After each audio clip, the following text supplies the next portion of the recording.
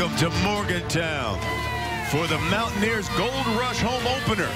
And their junior quarterback, Will Greer, will make his home debut for West Virginia against the Pirates of East Carolina. FS1 college football kicks off right now.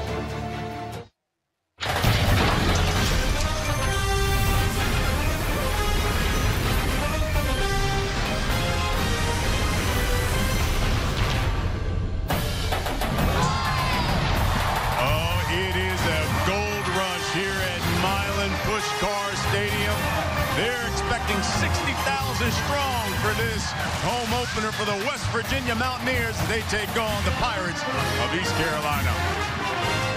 Hello, everyone. I'm Brian Custer alongside Ben Lieber and partner. We got two programs here. Both dropped their season opener, both looking for their first victory of the season. And what a great place to play football. West Virginia, Morgantown. It's going to be electric. Such a passionate crowd. It's going to be tough for ECU. They need to come out and start fast, explosive plays. They need to get some good taste in their mouth. This is a tough, stingy defense. Well, let's start with the Mountaineers. And, of course, West Virginia is led by their quarterback, Will Greer, transferred here from Florida, named the Big 12 newcomer of the week. Threw for 371 in the season opener. That's the most yards ever for a quarterback out of West Virginia making his debut. Well, and if you can believe it, last week against Virginia Tech, he started off kind of slow. It didn't take him a while to get in a rhythm. Took the whole first half. Second half was electric. You know, saw the Will Greer that I think everybody saw at Florida. This guy likes to get outside the pocket and make plays. If you like backyard football, you're going to love Will Greer. There's not a coverage that's too tight that he won't throw into. He trusts his receivers to go up and make plays. He loves to make plays with his feet as well. Now for East Carolina, it took them really a game, well, let's be honest, basically a half for them to make a change at quarterback. Thomas Sirk will get the start today. Yeah, he will. Gardner Minshew just did not vibe very well with the offense last week. And Sirk comes in the second half and plays really well. He was, sort of the catalyst or the energy. He has a better timing and a rhythm with his receivers, and this guy is very tough. He likes to run the football. I expect early and often this game for a lot of quarterback run game to get him in rhythm. East Carolina looking for their first road victory in nearly 2 years. But Will Greer and the Mountaineers are going to try to make the Pirates walk the plank. It's the home opener. And the kick for West Virginia, East Carolina. It's next.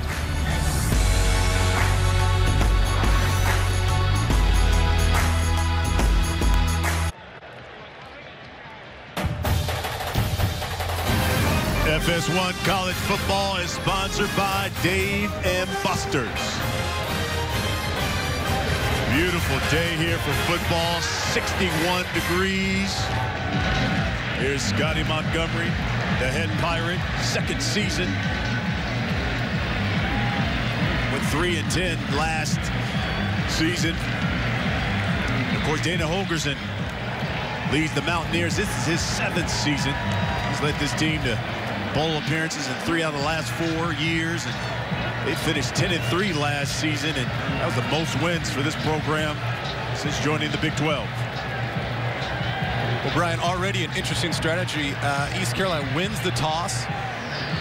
They've lost 10 of their last 11 games. They decided to defer and give West Virginia in this very potent offense first crack at it here in this game. So let's see if the strategy pays off not only in the first half, but also in the second. And you see Marcus Sims there. He's back. He was suspended for the season opener for the Mountaineers. He's got elite 4.3 speed. Caleb Pratt. He will kick things off for East Carolina. And we are underway. That one sends deep into the end zone.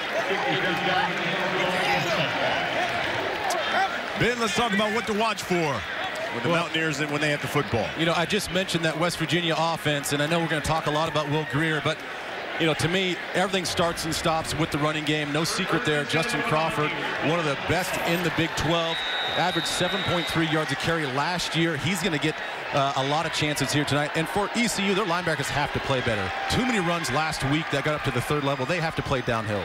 Justin Crawford gets the first carry, goes off that left side. And he's close to a first down. Well, that's the sort of thing I'm talking about. He's going to get a lot of opportunities. You're going to see right now, West Virginia averages about 3 plays per minute, so they're already lined up, ready to go. And you see this air raid spread offense. They love tempo. Crawford again, another carry. That's Chris Love with the tackle. Crawford's going to come off. He lost a shoe. Kennedy McCoy will check in.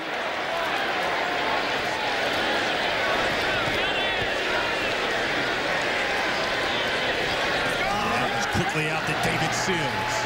Seals is knocked out of bounds, close to that first down marker. Take a look at what Greer did last week. 371, threw for 3 touchdowns, had just 1 pick. This Kennedy McCoy gets to the outside, knocked out of bounds. But he's inside Pirate territory. Tim Irvin knocked him out of bounds.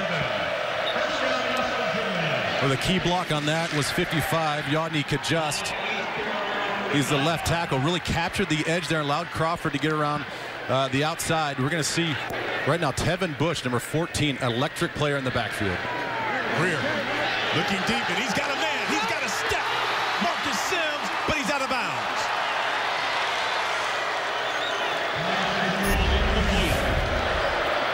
Well, if you're East Carolina right now, already on defense, you're already a little winded. You need an incomplete pass just to catch your breath. West Virginia runs at an electric rate of plays offensively. They are rotating their backfield. Kennedy McCoy now in. Greer, the slant to Seals. And right there at the first down marker. You know, so much happened on that play. They go 3-by-1 to the right side, trips formation, a tight bunch. They set up what looked like was going to be a screen pass, and then Sills just releases in for that quick little slant, and Greer hits him in stride. Kennedy McCoy, and he is wrapped up behind the line of scrimmage by Jordan Williams. Williams had 14 tackles last week. Well, and he's one of those guys I was talking about that has to step up in this game. He's the leading tackler last year. And, you know, he's really the heart and soul of this defense. He has to come downhill just like Tim Irvin, number 1, to really make some plays and stop this running game. Swing, McCoy picks up a block, and he's inside the 10-yard line. Drop by Corin Wiggins. Well, you can see already not just the number of plays, but the variety of plays that they run for West Virginia. Crawford in the backfield. He gets the carry. Up the middle, powers his way. West Virginia's on the board.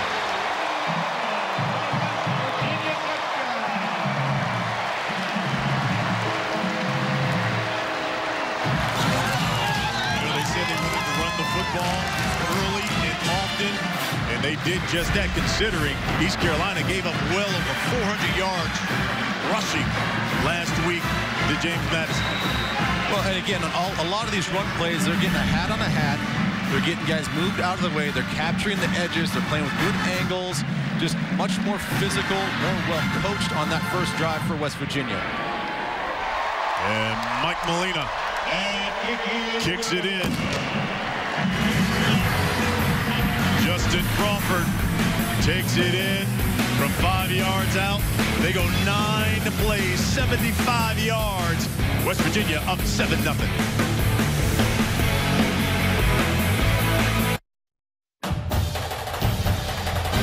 Welcome back to Morgantown.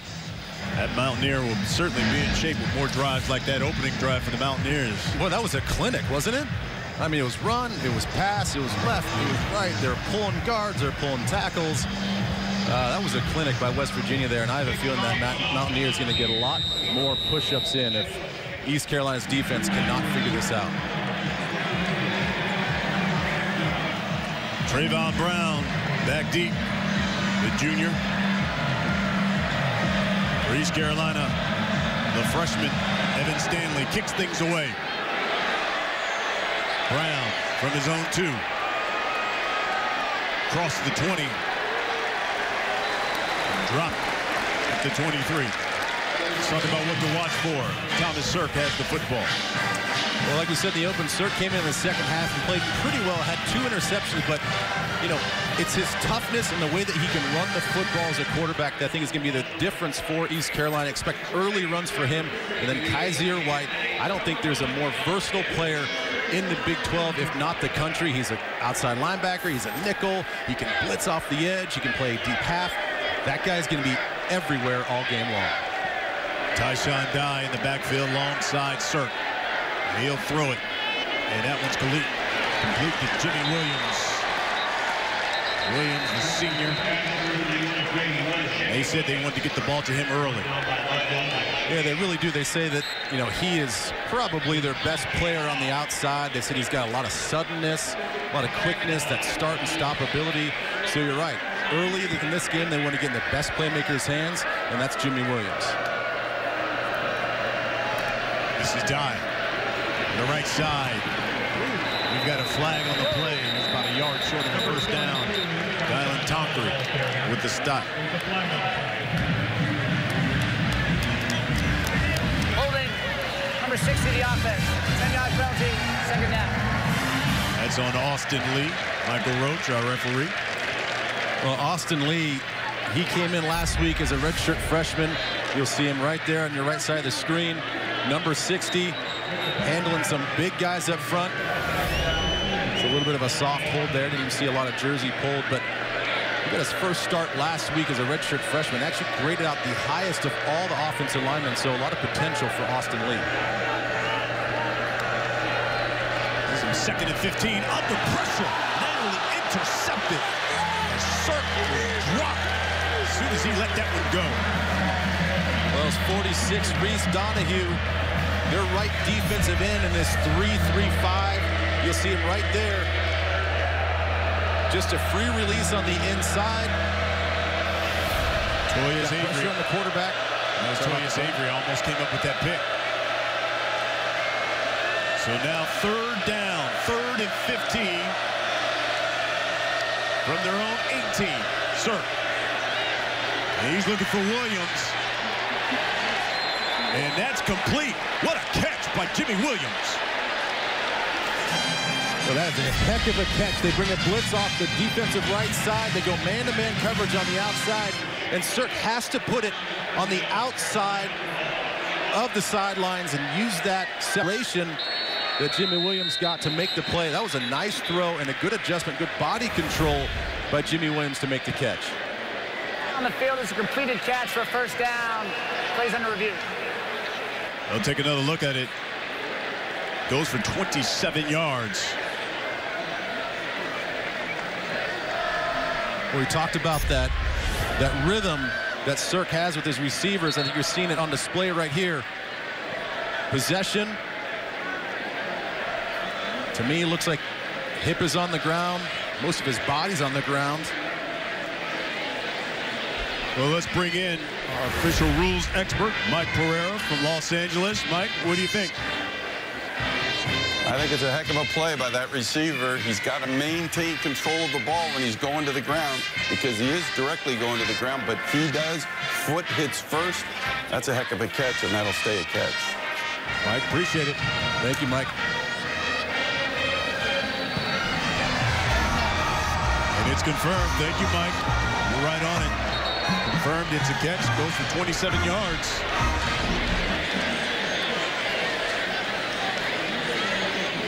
Well, they handled the first test against this defense. As I mentioned, they called a 3-3-5. It's kind of a hybrid 3-4. They bring a lot of pressure, a lot of different looks. You're going to get challenged man-to-man, and that was a man-to-man blitz right there that East Carolina won. And it was 3rd and 15. Keep in mind, they were just 6 of 16 last week on 3rd down. Big conversion. Once again from the gun, under pressure, Sirk gets it out in the flat. That's Quay Johnson.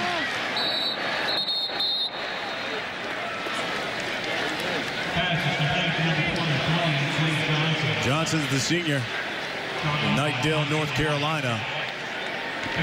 Kaiser White with the stop.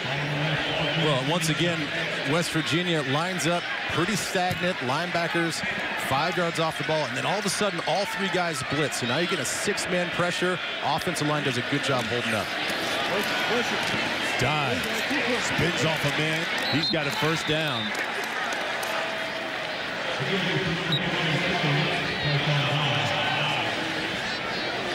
Well, you mentioned earlier, Tyshawn Dye is a guy that did not get a lot of carries last game, and the coaches actually, after the game, were kind of annoyed by it. They're like, listen, we want to get this guy more involved. We just didn't have enough, quality first downs. We weren't very efficient, kind of got us out of rhythm, made us a little one-dimensional, limited our playbook a little bit.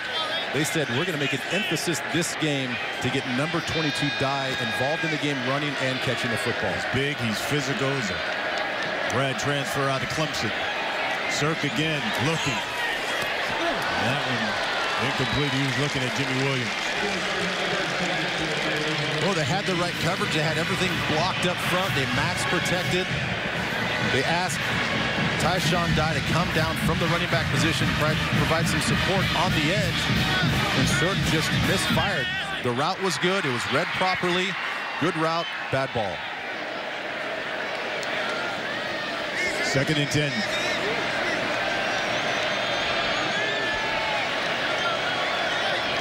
Looks like Cirk's changing the play. 5 seconds on the play clock. Steps up in the pocket. He's got some room to run. About a yard shy of a first down. Well, and that's the confusing part about this defense is they showed the same look a few plays ago. They brought a 6-man pressure. This time they show the look. They only rushed 3. They drop 8. And that confuses Cirk at the line a little bit. Has to change the call. And there's at least enough defenders to come down and make the play. And another 3rd down. 3rd and 3. From the gun. DeAndre Ferrier in motion. Cirk. The screen over the middle. That's incomplete. He's looking for Trevon Brown. And we're going to talk a lot about this pressure that West Virginia likes to bring. You're going to see Tonkery just come free. So many miscommunication issues on the offensive line as you play against this team because you don't know where the counts are. You have guys come up to the line, dropping out of the line. They blitz from disguise and from depth. Makes it very hard. You're going to see a lot of free rushers as this game plays out. 4th down. They were 2 of 5 on 4th down last week. Cirk looking left. He's got a man open. It is DeAndre Ferrier. What a tremendous job. You're going to see Ferrier, number 1 right there. A little bit of a pick play by Grayson on the outside. They bring another blitz from the defense. I think the defensive backfield gets a little bit of a miscommunication issue on the outside and who's supposed to be outside leverage. Nice 4th down conversion for East Carolina.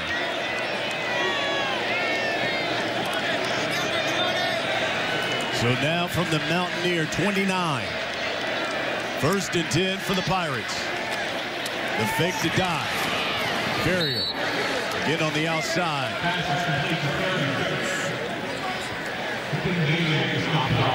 Gene Bailey, JUCO transfer, was just stopped. Another quick little screen pass to the left. Trying to pick up a few yards. They get in a manageable situation now, 2nd and 6. Already a much different offense than last week against James Madison. Too many times where they were behind the sticks on 2nd down, 2nd long, 3rd and long. Doing a nice job of managing the game and managing the tempo of this game right now for East Carolina. Off tackle. The fake. Cirk kept it. On that left side. Maybe a couple. You always have to be leery of Cirk when he's back there on those RPOs, those run pass options. He likes to run the football. He's not afraid to get hit. The one thing I like watching about him as far as a quarterback in the pocket, he'll stay in a hot pocket and throw the ball even though he knows he's going to get hit. 3rd down again. 3rd and 4. We got trips here at the bottom of your screen. Cirk though looking up top. And that one is short, but we got a flag on the play. Once again, he was looking for Jimmy Williams, and they're going to call the flag on Toyus Avery. Pass interference, number 16 to the defense. 15-yard penalty, automatic, 1st down. Well, West Virginia goes 0 blitz. That means they have no safeties. Deep in the middle of the field, it's manned up all the way on the outside against the empty formation. And it was an underthrown ball that just happened to work out right for East Carolina. I think he didn't want to put it in that spot, but he had to get the ball out quick because of the 0 blitz, and Toyus Avery got a little too handsy, a little too grabby. So now we have 1st and goal for East Carolina. Here they go. We're inside the red zone. Sirk looking. Plenty of time. He's got him in the back of the end zone. It was too high for DeAndre Ferrier.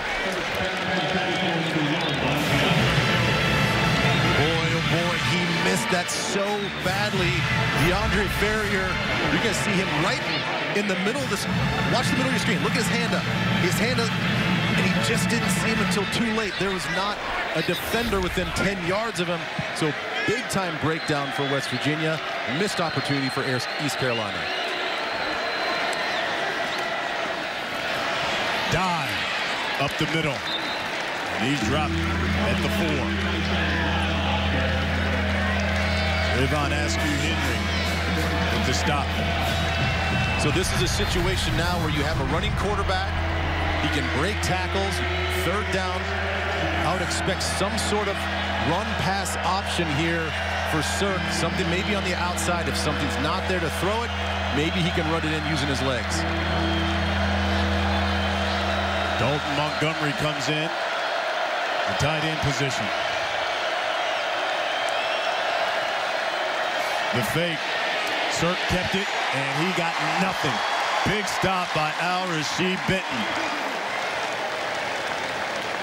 Well, they went with the straight design run for the quarterback. And one of the smartest guys on the defense, Al-Rashid Benton, right there, just does such a nice job playing that inside out, very patient with his read, comes down and makes the sure tackle.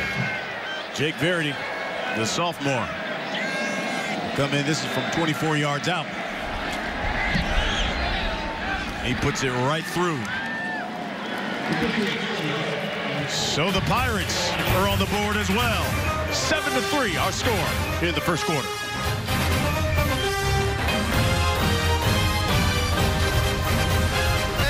It's always a good game. Love that. East Carolina going 14 plays, 70 yards. They get a field goal on their first offensive possession. Marcus Sims back deep. Caleb Pratt kicks it away. Sims thought about it, takes it out. Up the middle. Nearly to the 30. He's dropped at the 29. Ooh, he had a nice little stutter step there. I think it was. I don't think it was planned. It was all reaction, but it actually allowed the blocks to be set up a little bit. And he kind of stutter stepped, put his foot back in the ground, and got vertical. You saw a little bit of that pure speed that Brian you talked about. Coaches just love how fast, how true speed that he has going vertically. Will Greer hands it off to Crawford, and Crawford is met behind the line. That thing was all blown up by Tyree Owens.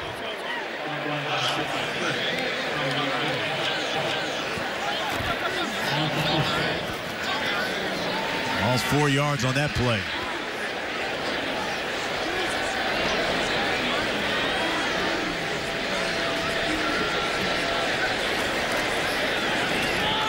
They'll run it again. Crawford, Bobby Folk with the stop.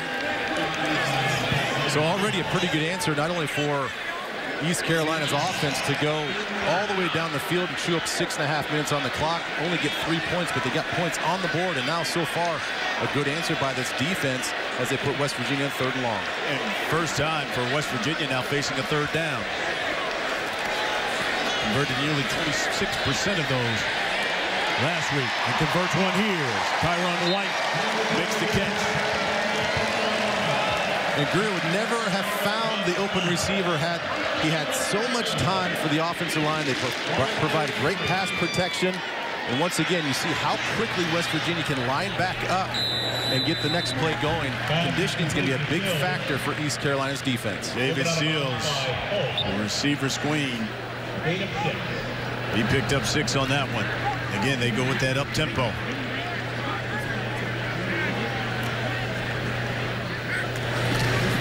This is Crawford. Left side. First down. Justin Crawford on He's inside Pirate territory. Jordan Williams. Tim Irvin also there. ECU 45.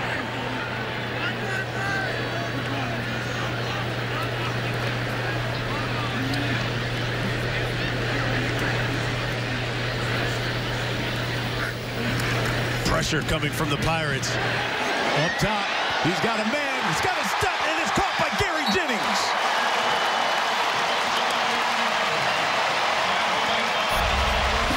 It's just a straight go route by James, a stop on the outside, and James just goes streaking down the field. This is an area where they want Will Greer to get a little better. His ball placement on the deep shots, and that one was pretty. 38 yards, Greer. That was incomplete. Boy, he about got his receiver killed on that one. Looking for Karan White. Looking for the quick screen on the outside. The ball placement way too upfield. And thankfully that wasn't a bigger collision as Karan White had his head down trying to reach for that ball. East Carolina calls a timeout. We got a good one here in Morgantown. 7-3 Mountaineers.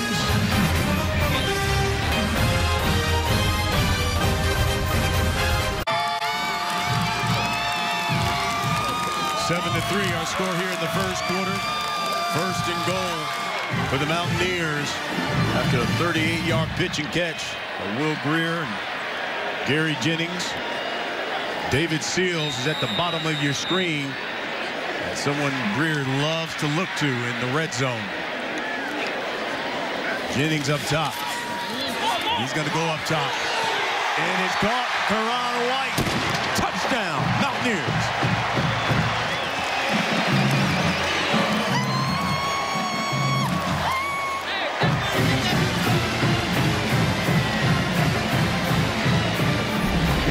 Well, it's the initial setup that I think throws ECU's defense off. They go full house backfield, single coverage on the outside. Karan White up near the boundary. Such a nice job of just stemming to the inside, then pivoting or going back outside to create some separation. And a nice ball by Will Greer as another nice drive and a great answer for West Virginia. Mike Molina puts it in as Karan White with the 7-yard touchdown catch. Mountaineers go 71 yards in 8 plays. They're up 14-3.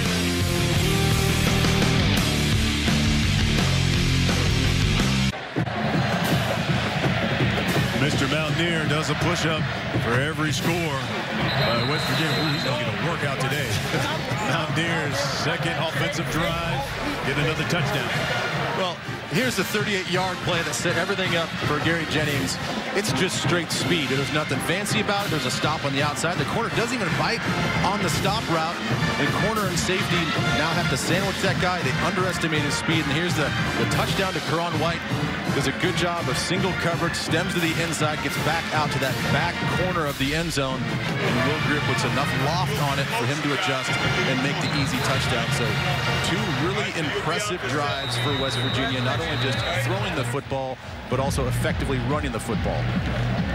And there was a penalty on the extra point. East Carolina, a face mask. So that's why you can see the Mountaineers are kicking it from midfield. Chris Love is back deep for the Pirates.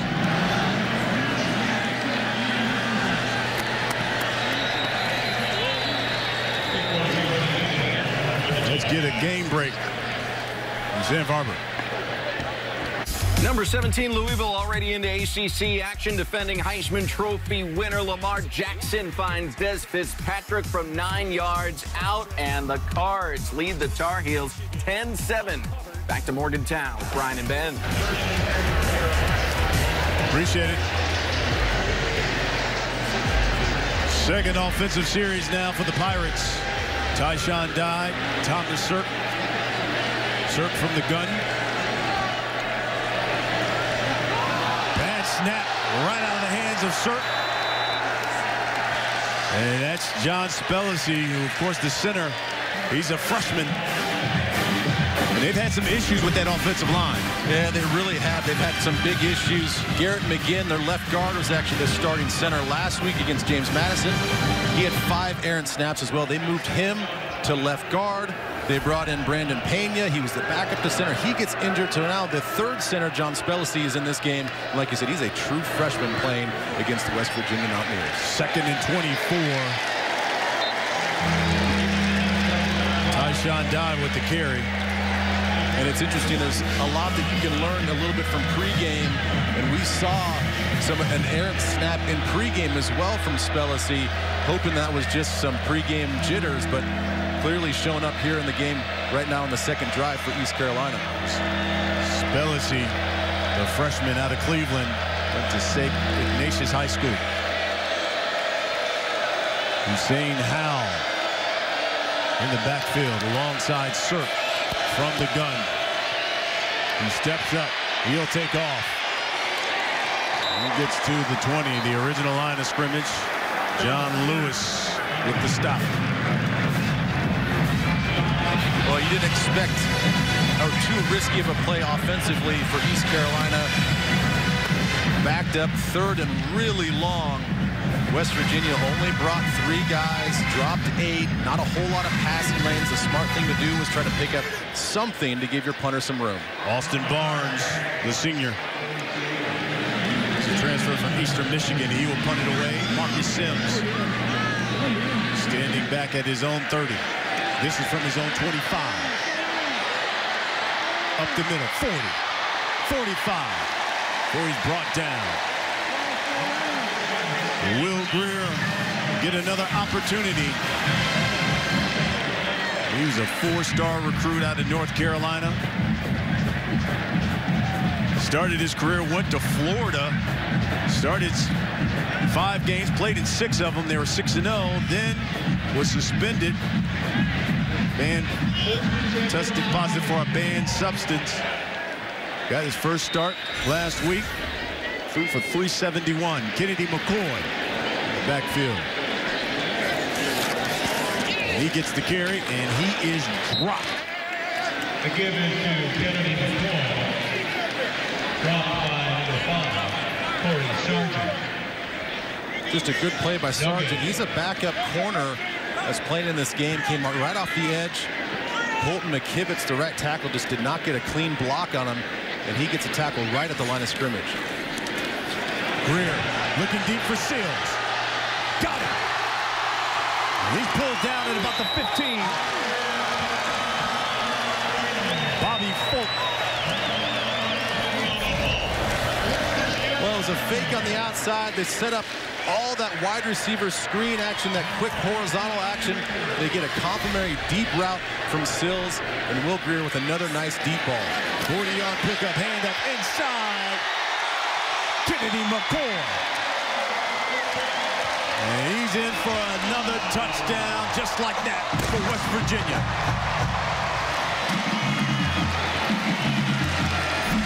Tell you what, Jake Spavital, the offensive coordinator for West Virginia. This is the first year that Dana Holgorsen is not calling the plays. He brings in Spavital, which he's had a history with. Trusts him enough to run his offense, and I tell you what, he is doing such a tremendous job of keeping this defense off balance, setting a lot of things up with screens, then a fake screen, then a running game. He's pulling guys in the run scheme, getting a lot of beef in this defense's face, and he's got a whole stable of running backs that he trusts to make plays. 3 offensive possessions for West Virginia, 3 touchdowns. This one, 3 plays, 53 yards. They did it in 45 seconds. They've now had 3 possessions, 3 scores. All of them have come basically under 2 minutes and 20 seconds.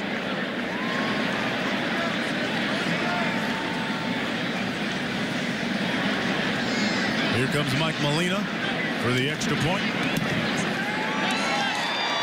And boots it right through. 371. Having another big day. Kennedy McCoy scores for West Virginia.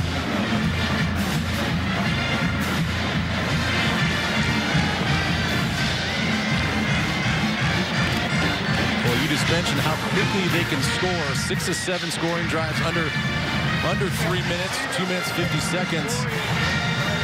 You know, the thing that I enjoy about watching West Virginia's offense is traditionally when you think of Dana Holgorsen and everything that he's implemented, it's sort of the air raid offense where they spread 4 or 5 guys out wide and they want to throw the ball around. But it's really morphed into a power running game, albeit from the gun position, but they have a fullback back there, Elijah Wellman, number 28. He's sort of the H-back that will be the lead blocker in all that plays. So you'll see traditional power plays, traditional lead plays, everything that they throw at you, some counter plays. So you got to be ready for all of it. And then he still has the option of using his electric and quick and fast wide receivers on the outside. Evan Zailing will do the kicking for West Virginia. Back deep is the senior Chris Love. Wake Forest, North Carolina. Ooh, that'll be a penalty. That one went out of bounds at about the 2-yard line. Free kick out of bounds, number 30 of the kicking team. The ball will be placed on the 35-yard line. First down. Well, get ready to start your day with First Things First. Weekday mornings on FS1. Host Chris Carter, Nick Wright. Kick off your day, the latest sports. First Thing First. Tuesday, 6:30 a.m. Eastern on FS1.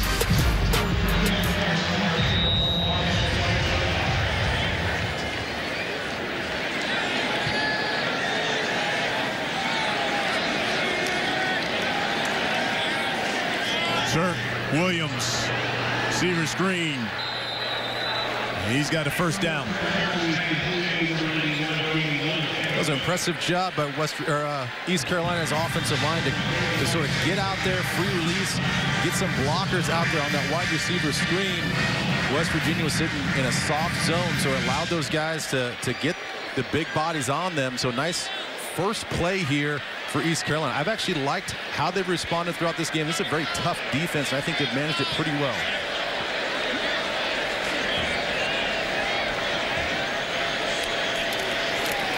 To give to die. Oh, boy. He ran right into a brick wall. Dylan Tonkery right there met him. Mike Daniels as well. You see Tonkery once again. He's made his presence felt, had a quarterback hit on a blitz in which he was free on the first series. And the redshirt freshman just in his second game of his career. They are really excited about this young man. He can run sideline to sideline and make plays like that. First 20-point-plus quarter of the season for West Virginia. Had 2 of them last season. They're up 21-3 over East Carolina in their home opener.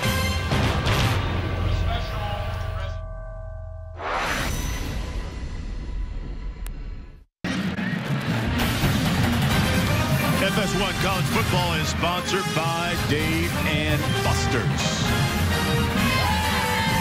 here in Morgantown. Milet Pushkar Stadium for the home opener for the Mountaineers. We take a look at the first quarter stats. Talking about balance there. 144 through the air. Mountaineers 55 on the ground thus far. Here's Thomas Sirk in the Pirates. Looking at 2nd and 11. Tyshawn Dye.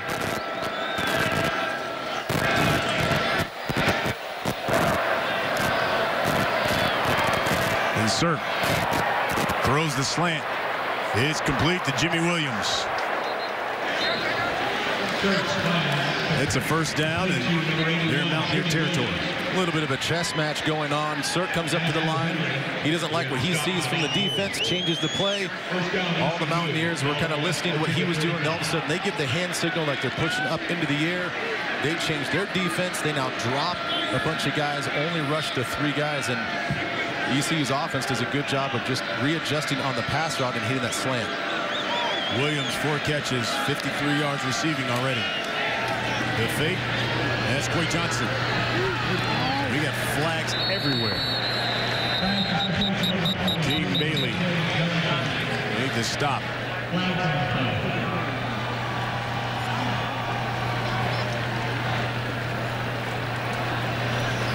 It may be on the block on the outside with the receiver coming in.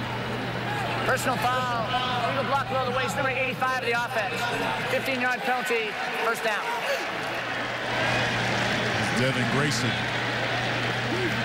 In the interest of protection for all players, including defensive guys, if you're on the outside like that, you cannot go low and attack at his legs. He cuts him down right there. You have to attack him up high. With the penalty. And he goes low, and that's the reason for the flag. First and 24 for ECU ball. And the ball's not beyond the line of scrimmage, and that's the difference on those sort of blocks.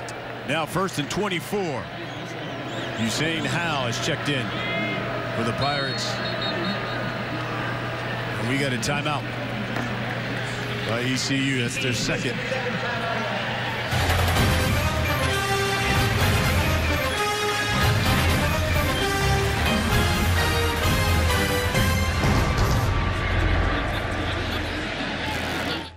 We're out of the office, but that doesn't mean you're not working. At Men's Warehouse, we'll help you find a look to close any deal. Now it's buy one, get one free on select items, plus take an additional 40% off clearance. Your clients are going to like the way you look.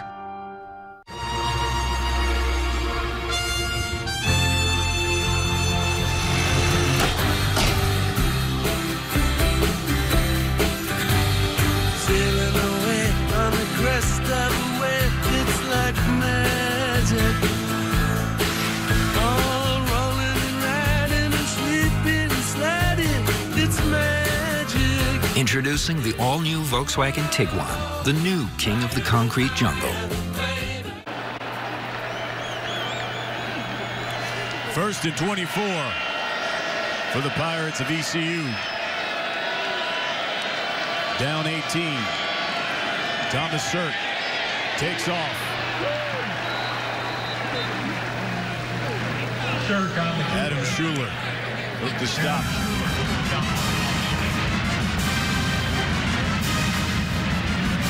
Gain of 6. 2nd and 18. And once again, the defense really just toying with Thomas Sirk and the offense. They show so much pressure up the middle, on the edges, and then at the last second start bailing guys out to really confuse the blocking scheme and confuse the receivers in their routes. Receiver screen. Ron Grayson. Boy, the Mountaineers just blow that thing up. Oh, yeah. Avery was right there on the tackle. They're so good at just recognizing tendencies. Very well-coached defense. Not only are they fast and physical, but they are smart. They understand where they can be attacked. And like I said, when they read and react to something, they're very sure tacklers. 3rd and 16. Pirates are 1 for 4 so far on 3rd down. Keep in mind they converted a 3rd and 15 in the first quarter. Sirk rolling right, throws that one up. Almost intercepted. He's looking for Quay Johnson. Well, would you believe it? That's the spur position, Kaiser White. We talk about how versatile he is. He comes flying in as a deep cover safety on that play. Now, keep in mind, he is used as a utility guy. He can be a linebacker on the outside. You'll often see him in the box or blitzing off the edge, but they also trust him as a deep safety to make plays like that. Austin Barnes doing the punting. Marcus Sims runs up, makes the catch. That is on 19. Will Greer, that Mountaineer offense, they have been perfect. Every time they've touched the football, they've come up with a score.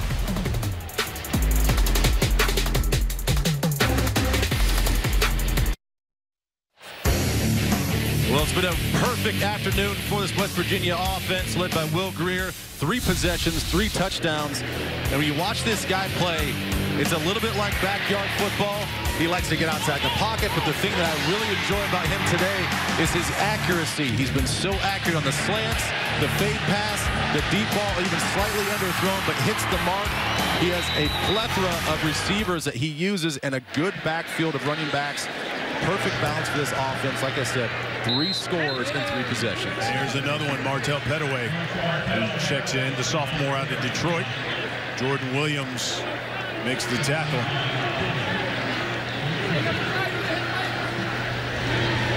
Greer looking left. Got a man over the middle. It's Pettaway. And he's got a first down. At some point in time, East Carolina's defense is going to have to start blitzing, bringing some pressure. That was the 3rd read that they threw down to Pettaway on the check down. He can't have that much time to throw the ball. Greer keeps this one. He's close to a first down marker. Bobby Folk with the stop. It's not exactly something the coaches really want to see there, is Will Greer running the football. He's a competitor now. They said they don't want to see him run 5 or 8 or 9 times. A couple times a game, maybe, but they really want to limit how many times he gets hit. Boy, Pettaway ran into the entire Pirate defense. Raekwon Purvis was the first man there. Plugged that one up. 3rd down and 2 now for the Pirates. Quick. It's complete. And Gary Jennings. And this Temple already has this defense tired. It was 3rd and 2, and they're having the corners play so far off. I got to imagine that's just the corners being tired. You got to understand the situations. It only takes a 2 to 3 yard route, and that ball's coming out quick for them to pick up the 3rd down conversion.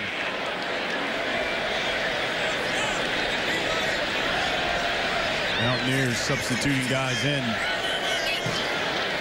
That's Pettaway and Crawford. Crawford in motion. Greer.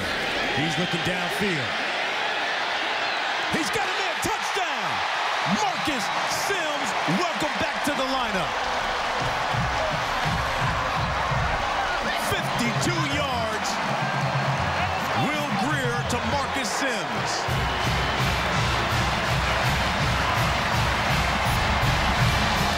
They talked about his straight line speed. They wanted to get the ball into Marcus Sims' hands to see what he can do. And he just outruns the coverage.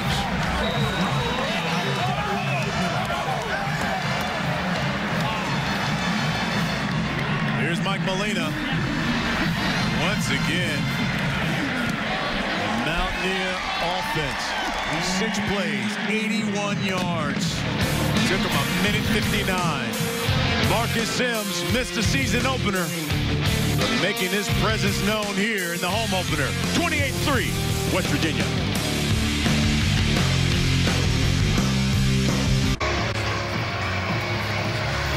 Welcome back to Morgantown. It is 28-3 West Virginia over East Carolina. And it was a 52-yard catch. The Marcus Sims watched this pure speed and nothing right here. There's no safety help. One of the fastest guys on the field, and Marcus Sims one-on-one with the corner on the outside. Corner has good leverage, expecting some sort of help on the middle. And he just delivers a strike from Will Greer and the catch from Sims, and some nice fancy footwork there on the celebration.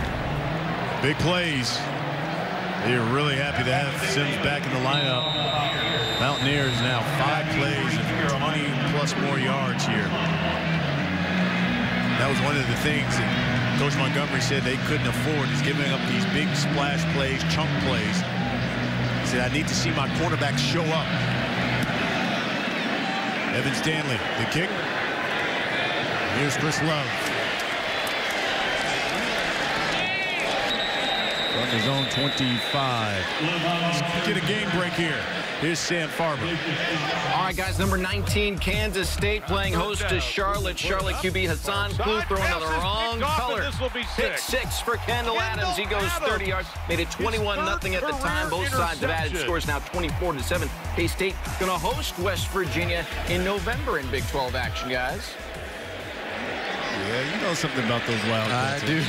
That's going to be a battle of two really good defenses, two teams that are coached really well. They don't make a lot of mistakes. That'll be a fun one in November.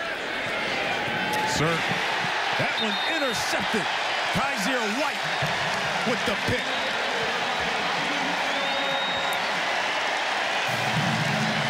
When I talk about the utility aspect of Kaiser White, he's an underneath buzz defender. What we mean by that, you'll see him all the way out here, run underneath this. There he is. His responsibility is to buzz underneath anything short in the flat with the corner over the top. He reads it perfectly, executes it perfectly. It's a lot of ground to cover, and he does it with his eyes back to the quarterback, and he shows off and flashes his wide receiver hands that he's got. He's got two older brothers that have pretty good hands. Ron's already had a touchdown catch. Older brother Kevin, of course, the starting receiver for the Bears. He's All-American here. Greer under pressure, escapes, rolls right, and dragged down. And listen, there's a throw that flag down. And that's kind of like the horse collar. There's an emphasis on that, Ben. Yeah, it's absolutely a horse collar. And there's a difference in this year. I don't think it pertains to this particular play as he gets him actually right around the collar, but they're extending that horse collar area down to the nameplate. Yep. Personal foul. That's a face mask. Face mask, number 56 for the defense.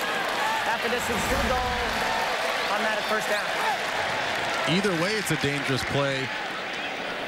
I like the hustle. I like the spirit. But you, as a defender, you have to be careful and cognizant of where you're putting your hands.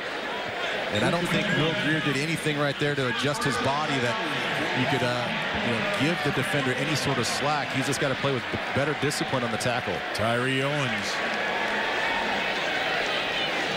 Crawford in the backfield alongside Greer. He gets the carry. Cuts it up, picks up about 5. Tim Irvin there with the stop. And Irvin, the nephew, Hall of Famer Michael Irvin.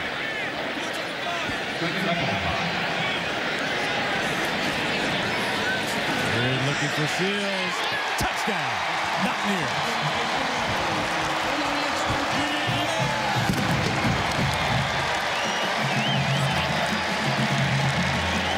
I mentioned it earlier. It's just the accuracy that's impressed me with Will Greer as we see just a one-on-one battle with David Sills on the outside. A little shake and bake. Goes for that back corner pylon to create that separation. And once again, Will Greer sees it perfectly, delivers a nice ball. They wanted to see him get better at putting air underneath the ball so his receivers could go and get it. It seems like that week of work and preparation has really paid off. Extra points good. And the Mountaineers are rolling thanks to this interception by Kaiser White. That led to Greer, Seals, West Virginia up 32 here in the first half.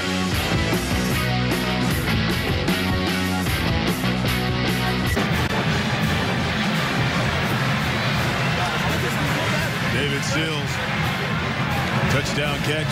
Will Greer, look at 3 plays, 31 yards, took him less than a minute. I hate to say it, and no disrespect to East Carolina, but that drive was too easy. That was just way too easy. They got the one-on-one outside with Sills. Makes a nice little move. Greer puts it perfectly on the fade to that back corner. Let's go, Trey, make a play. Let's go. It is shaped to be a blowout already here midway through the second quarter. Evan Stanley with the kick. Let's talk about how David Sills got here to West Virginia. Supposed to be a quarterback prodigy.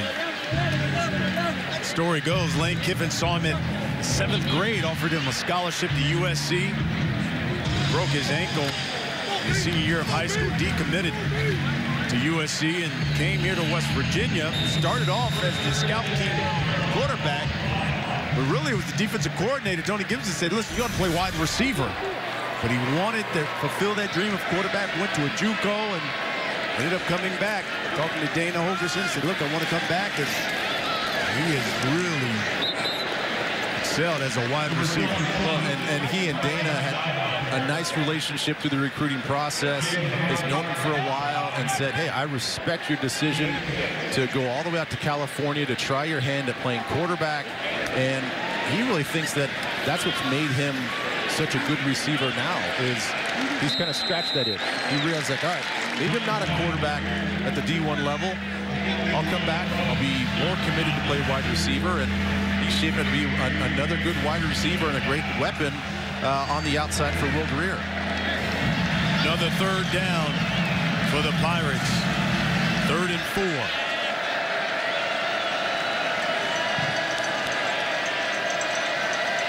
Four wides for Thomas Serp.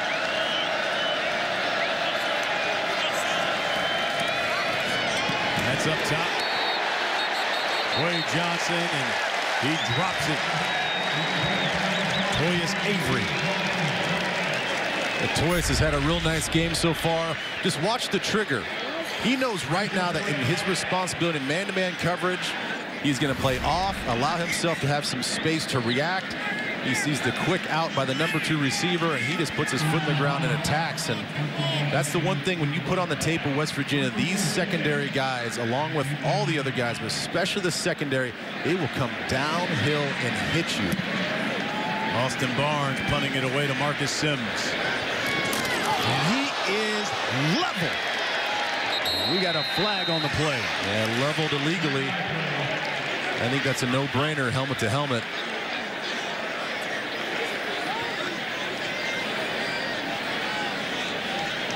Joe Carter.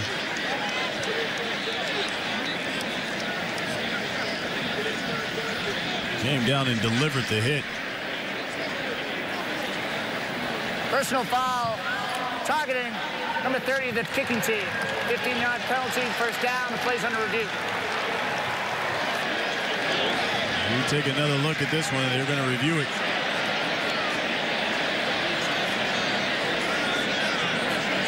Boy, I tell you what, in real time, it looked like it was a pretty obvious helmet to helmet. The thing that you'll see, you'll notice his head dip. He hits with the crown of his helmet.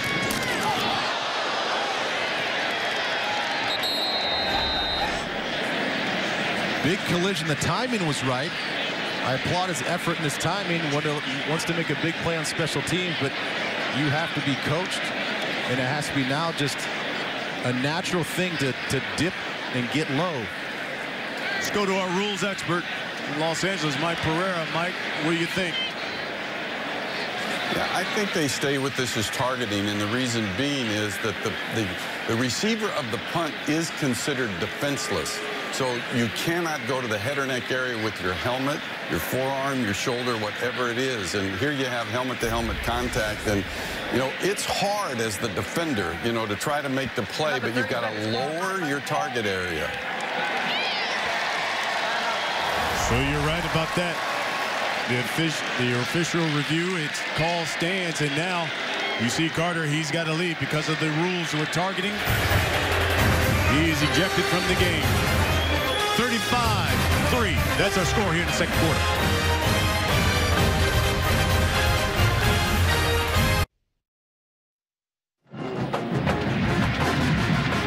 Welcome back. 35-3 is our score. Coming up, State Farm halftime show. Rob Stone, Dave Wanstead, Matt Liner, Robert Smith, all from Los Angeles. What's that big one tonight? Oklahoma, Ohio State from the shoe. Justin Crawford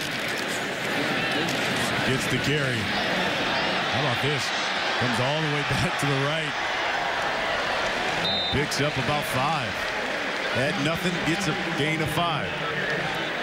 Yeah, he's so sneaky and slithery. He can fit through a lot of like tight creases and tight lanes. You saw the stiff arm. This guy really possesses a lot of positive things as a running back. Greer kept it. Slides down. That was a wise choice. Yeah, Devon Sutton, number 42, who plays that pirate position. in this 4-2-5 defense. He was waiting right there, and Will, a little broken play, looked like they were going for a shovel pass. Sutton was right there, and Greer wisely says, I'm not going to take a hit from you. These guys have been perfect on third down. Mountaineers have 2 for 2. Looking at 3rd and 9. And that one's complete to Karan White. Well, that play right there just shows you why it's so tough to play against a guy like Will Greer. Decent rush, decent pressure, gets him out on the right side as he's scrambling. Then he throws as he's on the run. Feet weren't set, just using all arm strength. He delivers a nice ball accurately to Karan White as he sits down in that zone. So it's so hard not only to get pressure on him, but to keep him inside the pocket, and he's going to make throws like that all game. That one, skipped that one. Looking to Marcus Sims. Once again, another 3rd down for the Mountaineers. 3rd and 6. Kennedy McCoy will check in.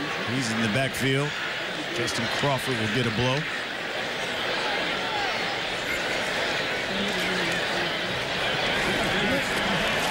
Again, Karan White makes another catch. Another 1st down.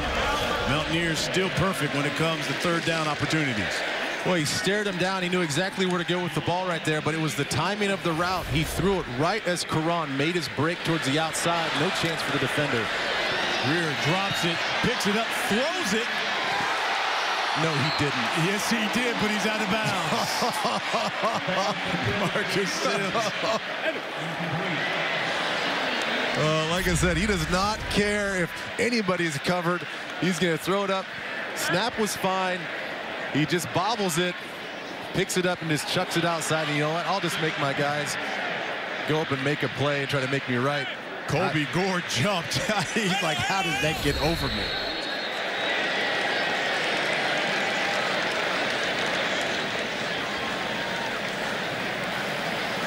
Ruling on the field is an incomplete catch. The play's under review.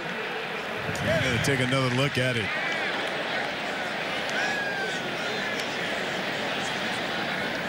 What exactly are they looking for here?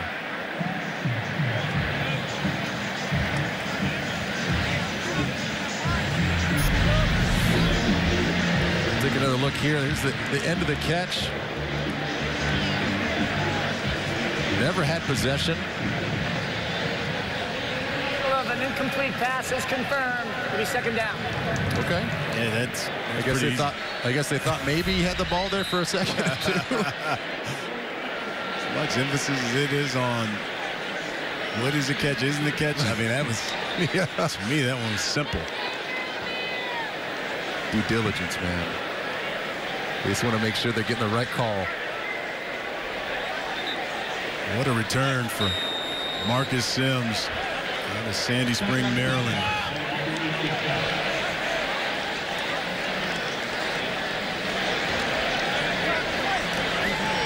Greer steps up, throws it in and out of the hands of David Sills.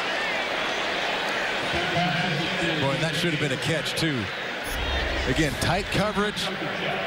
Greer rolling to his right, all arm strength, no lower body set or platform. And he puts it right on the money. Sills has got to come up with that. Had 2 drops last week against Virginia Tech. There's a number of drops across the board at wide receiver.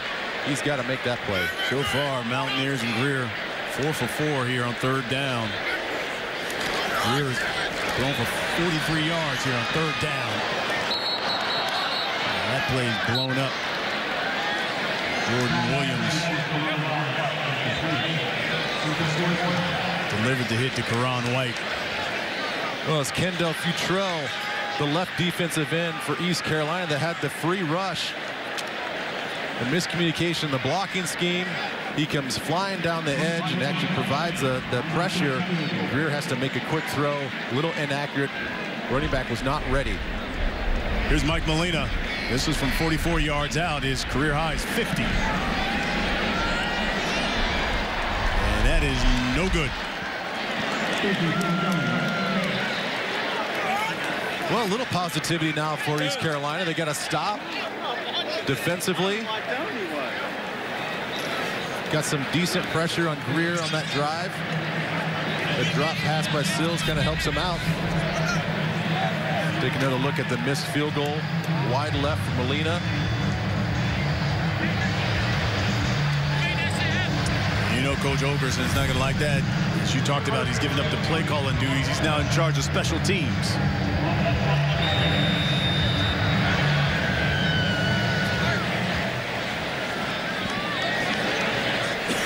Darrell Scott is checked in the backfield for the Pirates.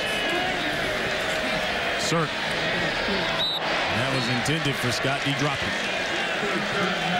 It might have been fine that he dropped that pass. I think Al-Rashid Benton was sitting right in the middle of the field in a soft little zone, was keying the check down the whole time, broke on the pass, and I think he was going to light him up once he caught the ball.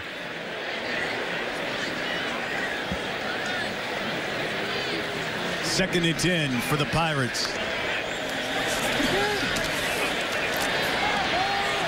Down the sideline. It's caught by Devin Grayson. Ron Grayson here makes the catch. That's inside Mountaineer territory. Well, that was impressive. He was covered all the way down the field. Sirk puts it on him to go make the play and threads the needle with the safety coming across. Corey Winfield, unbelievable catch. 36 yards. Dump off to Darrell Scott. Never really had possession of that one. Well, you've seen a defensive philosophy shift these last few drives for West Virginia. A lot more just straight zone, dropping 8, only rushing 3, allowing 4, even 5 defenders in that short underneath zone and saying, hey, we're going to challenge you on the outside. You got to fit in a tight window, and if you check it down, we're going to have our linebackers come up and hit you. Second and 10. Sirk. He's looking for Grayson again. Corey Winfield. So just as I say that, Tony Gibson, defensive coordinator, dials up a blitz. Again, trusts his corners on the outside to go man-to-man to make those plays. And Sirk knows he has to get the ball out as quick as possible because that heat can be coming from anywhere.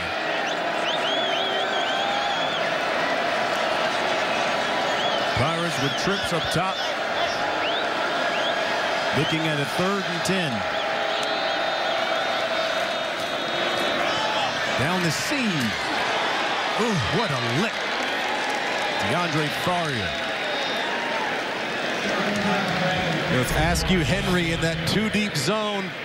You got Al-Rashid Benton running up the middle of the field in coverage as the middle linebacker, knowing that he has deep safety help with the 2 safeties back there.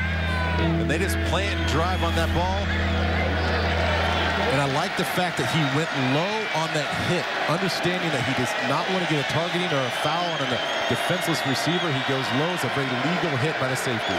4th down. Pirates obviously going to go for it here. Here comes the pressure.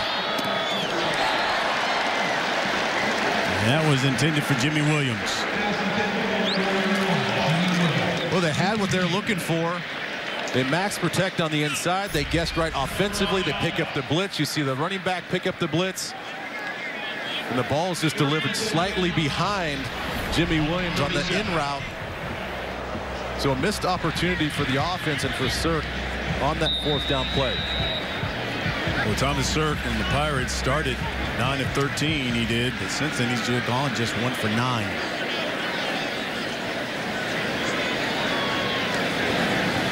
Here's Crawford. Up the middle. Breaking tackles. 1st down. Corey Sargent. That's the stop for the Pirates.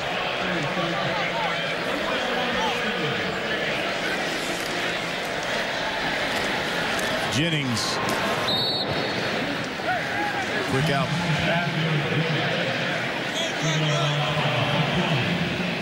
Yeah, that last run play was indicative of what this offense can do. A lot of chunk yardage, And watching Crawford just kind of slide his way through the line of scrimmage is impressive to watch. Crawford again up the middle. He's in Pirate territory now. Dropped at the 40. I think part of the reason why East Carolina had such a hard time stopping the run last week, and they're having a hard time again this week. Look how deep these linebackers are. Crawford again. Wide up the middle. Justin Crawford. He's got one man to beat. Touchdown, Mountaineers. 41 yards. Justin Crawford.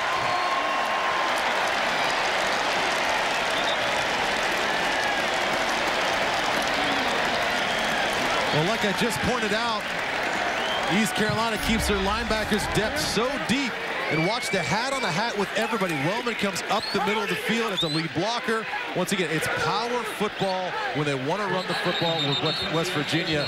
They get a hat on a hat, and there's so many natural creases because the linebackers play so deep. No foul on the play. West Virginia calls its first time out of the half. It's a 30-second timeout.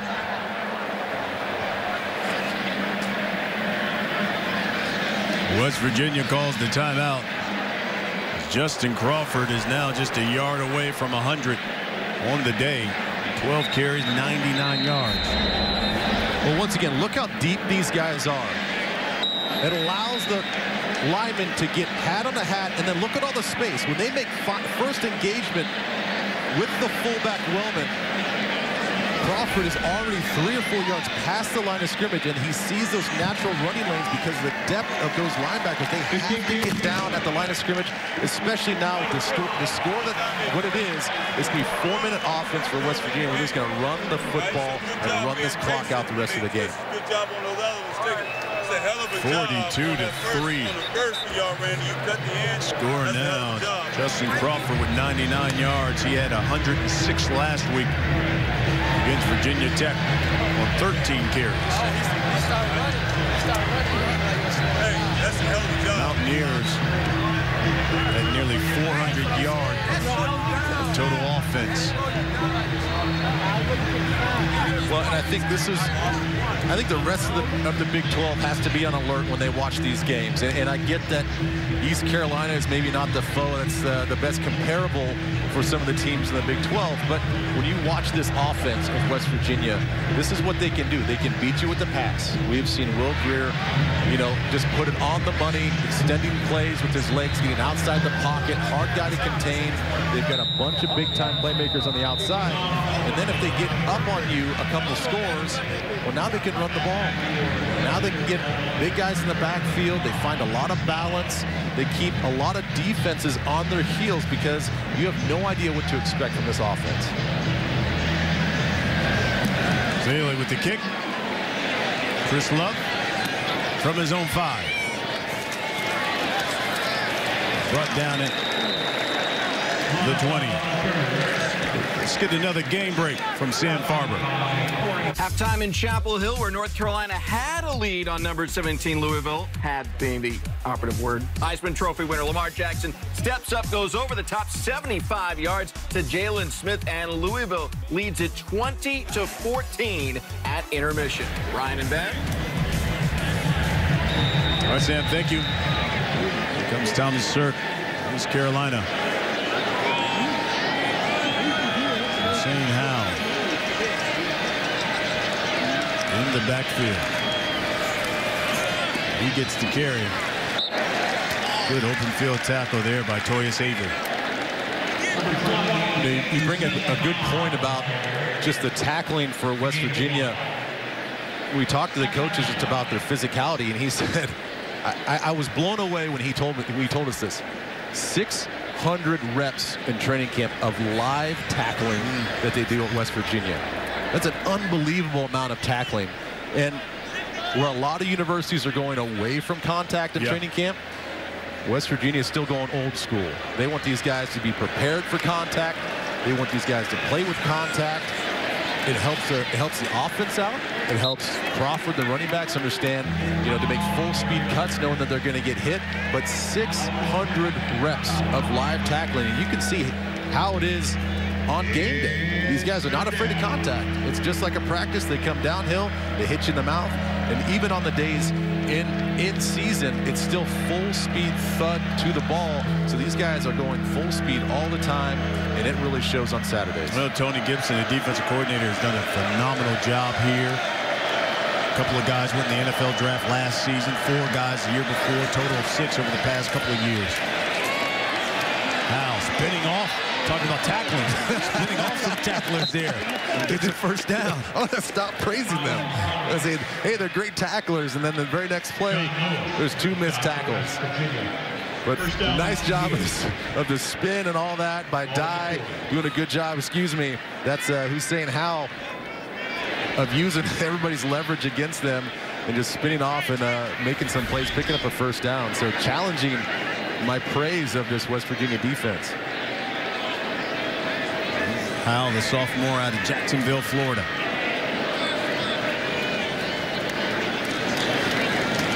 He gets it again. Out past the 45. Al-Rashid Benton. You know, it is interesting. I know you're down 42-3, and it's only the first half, but I would think in these situations offensively, you could work on sort of your 2-minute offense. Let's play with a sense of urgency. We're going to be in games later on in the season where we need to practice this stuff. You know, let's work on, you know, not bleeding the clock out right now and running the football. Let's work on some 2-minute stuff. Get your guys down the field. See if you have some explosive plays. 2nd and 4. Here comes the blitz. Under pressure. Kaiser White. And again, it's Kaiser who really is all over the field. Had an interception earlier in the game. Looks like DeAndre Farrier is the Pirate down.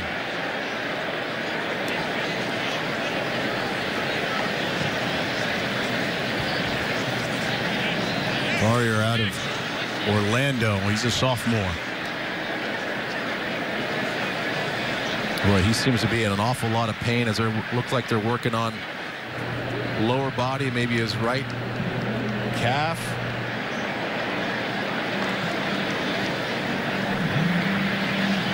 What I was saying about Kaiser White, you know, we talked about him before the game, just everything that he can do. As we see good news for Farrier as he gets up. We'll take a look at him right here, number 1 in the middle of your screen. Number 1, DeAndre Farrier. That looks like his foot got caught right underneath him and stuck into the turf, and his momentum kind of kept him going forward in the route. Yeah, that right leg. 3rd and 4 now for the Pirates from their own 45. 3rd and 4 for East Carolina.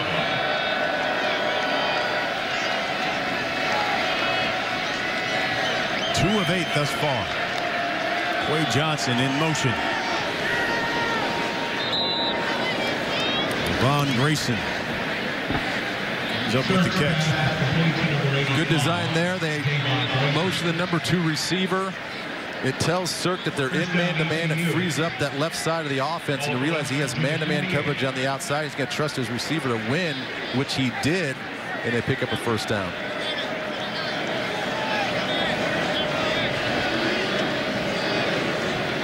Minute 20 until the half. Cirque. Caught. Quay Johnson. Boy, Avery, he was right there. Here's Avery. Watch him come down, break on this play, sticks his foot in the ground, but the delivery is fast, it's effective, it's on point. And Quay Johnson goes up and snatches that ball out of the air, but a nice break by Avery to almost break that thing up. Minute until the half. Pressure. Cirque looking up top and throws an interception. Is that another for Kaiser? Kaiser White. He provided some pressure early on in this series. A blitz off the edge. And he gets a second interception. Is just a miscommunication on the outside. Quay Johnson was running one route. Cirque thought he was going to make a break to the outside. And Kaiser with the leverage on the outside, he just floats back and picks off that ball. An easy interception on the miscommunication with the quarterback and receiver. That's his second of the game. Keep in mind, coming up, it is the State Farm halftime show. Those guys will preview that Oklahoma-Ohio State game and feature on Jake Olson, UFC's blind long snapper, who was the special teams player of the week. What a great story that was. What an incredible story. Started all the way back with Pete Carroll. So under a minute. Crawford gets the carry. Crawford's over 100 yards rushing now. There's really just nothing standing in the way defensively for East Carolina. Again, they're just the big boys for West Virginia up front are getting initial contact, pushing the guys off the line of scrimmage, and then they're allowing the linemen to get all the way up. Wide open is David Seals, and he can walk into the end zone. Busted coverage, another touchdown for the Mountaineers.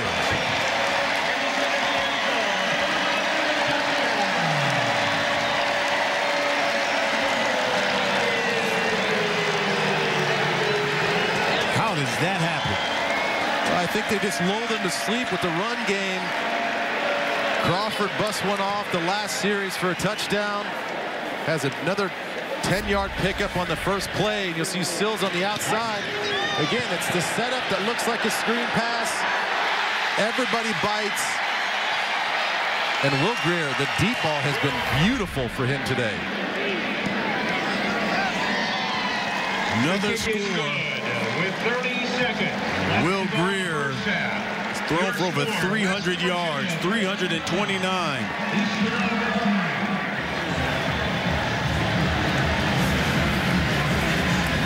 Well, last week it was Gary Jennings with the huge game against Virginia Tech. And today, right now, it's David Sills taking over in the first half of this game. Will Greer, first West Virginia quarterback that 4 TD passes in a half since Geno Smith did it back in 2012, and Sills has got 2 of them. Again, a lot to be excited about with this offense, and with Will Greer, he has a command of this offense. The players love and respect him. You know, he was here all of last year as he transferred in from Florida and had a whole year just to get to know everybody and for everybody to get to know him. And now that he's in charge, he is really taken off with the new offensive coordinator, Jake Spavital, calling the plays in place of Dana Holgerson this year. And right now, they have not missed a beat. They are explosive. They can run when they want to run. And if Greer is that accurate on his deep balls, you better watch out in the Big 12. Chris Love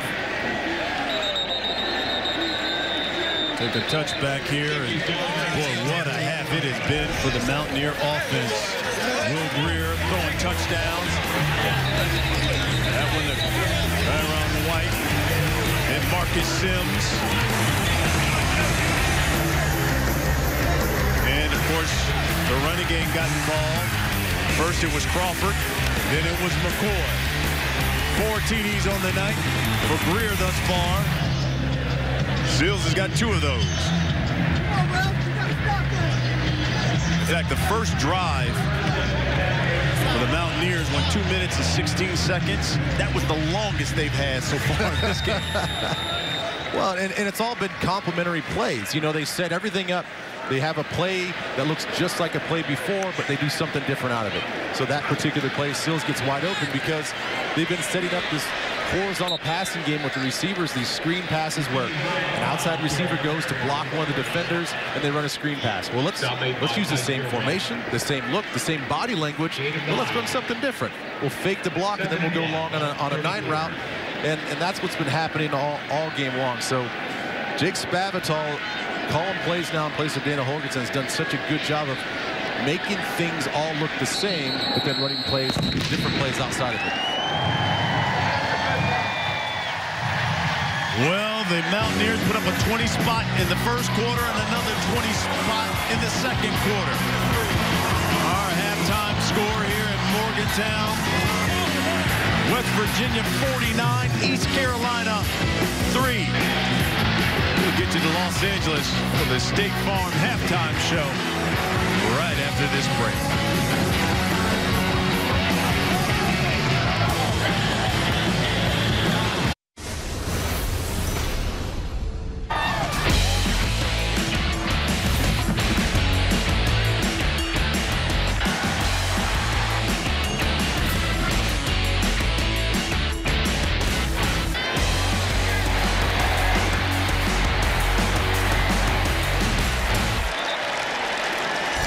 Well, they call this the Gold Rush game, but it's been more like a bum rush here in the first half as the Mountaineers of West Virginia up 49-3 as we begin the second half. Brian Custer alongside Ben Lieber. Give me your thoughts on what you saw in the first half. Sadly, it's kind of what we thought. You know, going to this game, East Carolina really struggled last week against James Madison, and this is a much better team than James Madison. And West Virginia, once again, showing the balance, throwing the ball down the field, running the football with effectiveness. It's just been all West Virginia the first half. There were a couple of guys you highlighted at the top of the broadcast, and really they have shown up and shown out here for West Virginia. Let's start with their quarterback, Will Greer. Yeah, he was a little sluggish last week against Virginia Tech, settled down in the second half, and now comes out on fire in this game. You know, I'm really impressed with just his downfield accuracy, the way he's controlling this offense, a lot of the deep balls, which the coaches said, hey, we want him to get better at throwing the deep ball and being more accurate and on time, and he's been all of that today. 329 yards passing, 4 TDs for Will Greer. Defensively, Kaiser White. Yeah, we talked about Kaiser. He's pretty much the utility player for this defense. He's all over the field. Only 3 tackles, 1 pressure, and 2 interceptions. He has been a force for this defense. He will continue to be a force for this defense throughout the rest of the season. He's a special player to watch. Let's take a look at the halftime and first half stats brought to you by Dave Buster. Hey, look at that average per play. Basically 10 yards there by West Virginia. Again, the turnovers, they were a problem for the Pirates in their season opener. They're a problem so far today, a couple of them. 2 picks by Thomas Sirk. Dana Holgerson. His squad, here comes Thomas Sirk again. The transfer from Duke, getting the start. Gardner Minshew started the season opener for the Pirates. Got pulled right before the half, and Sirk replaced him. So far, Sirk just 12 of 26 for 133 yards, 2 interceptions. The Pirates will get the football here to start the second half.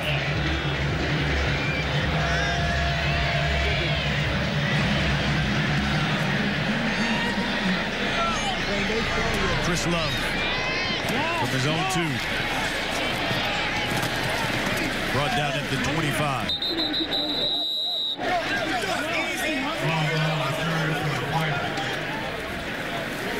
Take a look at the offensive leaders here for the Pirates.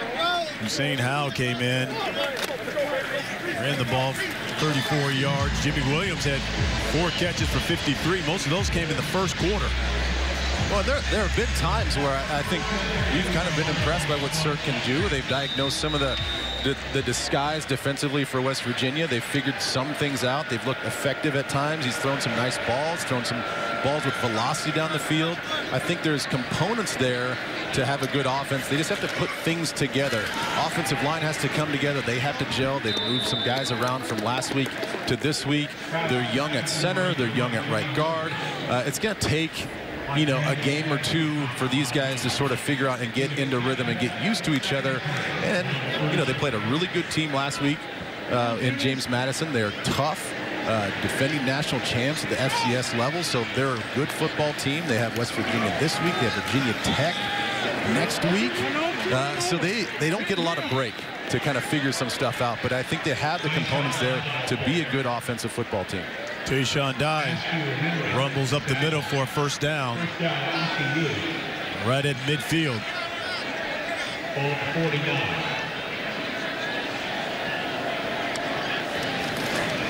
Dye again. He's in Mountaineer territory. Here's Kaiser White again. Well, there are a lot of areas, as I just spoke of, where this offense for East Carolina has to get better. But what has to really improve dramatically and quickly is the run game. Only 80 yards rushing last week. You know, only 55, you know, at the half for this team this week. They have to get the run game going. They want to see what Dye could do as the starter. He's come in here tonight, been largely ineffective. But if they want to have any sort of balance, they have to run the football a little bit better. Look how wide open Tyshawn Dye is, and you don't get a completion here. You got to catch that football. Yeah, you definitely have to catch the football. It's put, you know, you can't get any better. It's thrown basically right at his eyes, and he takes his concentration off. Not sure what he was looking at. Not sure if he was shielded a little bit by the offensive lineman, but he has to make that catch. Hussein Howell checks in. Blitz. That's caught. Grayson breaks the tackle. He's down at the 30. There's been a number of times this game where West Virginia has blitzed like they do again here with Kaiser White. You see him come in blitz right there, take on the offensive tackle, and it leaves the corners, Hakeem Bailey and others, Corey Winfield along with him, throughout the game, singled up one-on-one on the outside. There's been several times where East Carolina receivers have won those battles. This is Howell up the middle, ready to wall of Mountaineers.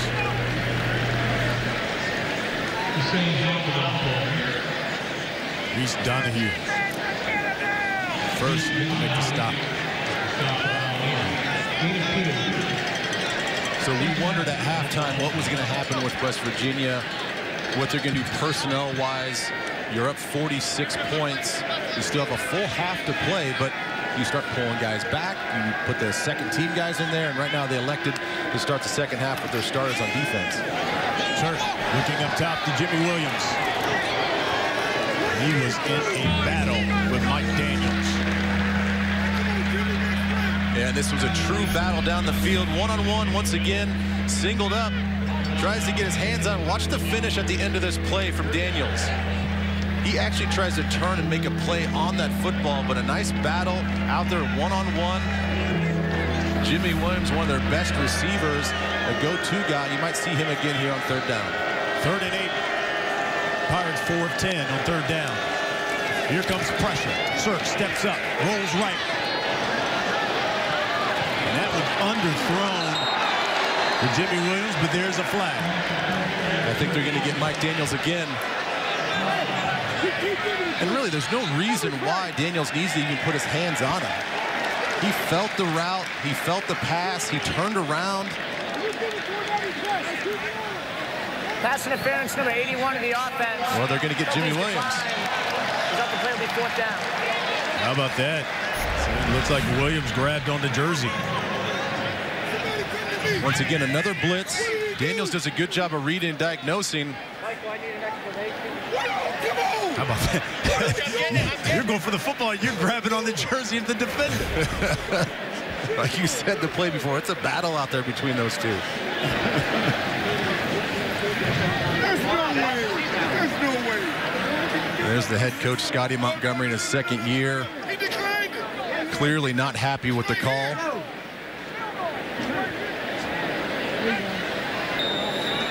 I think he's going to try his kicking game here. Is Jake Verity. Come in.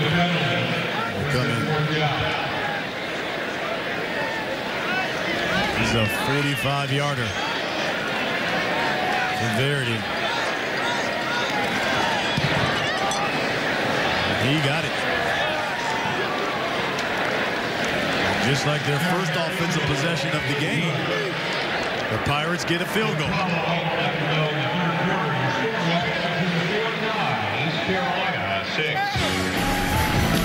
That pass interference call there hurt him. Pirates come up with 3. 49-6 our score in the third quarter.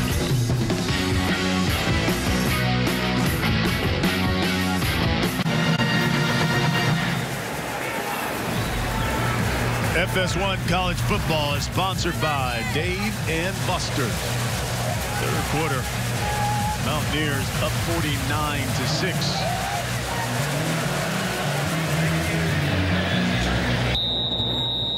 Wasn't a bad opening drive for East Carolina. Got 3 points out of it. See if they can chip away at this lead that West Virginia has. Slowly but surely. Slowly but surely. Caleb Pratt will kick things away for the Pirates. Marcus Sims is 9. Cuts back. 30. Makes a move across the 40. Well, he is excited. You see why the coach was so excited to have him back in the lineup. Take a look at some of the offensive leaders. Mountaineers and what they've done here thus far. Greer's thrown for 329. He's got 4 touchdown passes. And Justin Crawford had 160 yards rushing in the season opener. He's got 110 so far. David Sills got 2 touchdown catches as well. Crawford alongside Greer in the backfield. Gets the carry. Eagles right up the middle.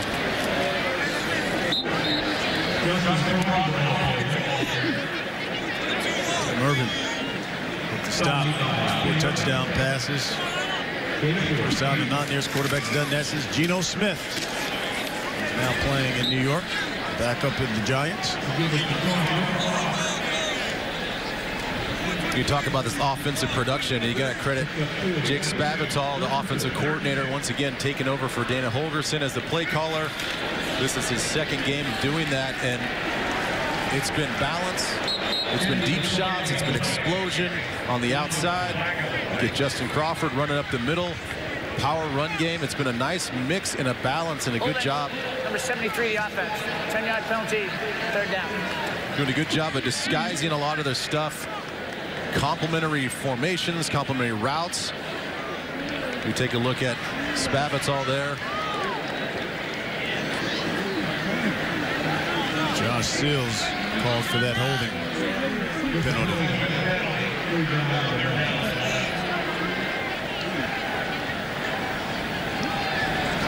3rd and 11 for the Mountaineers. Greer steps up. Got another flag on the play. He's brought down.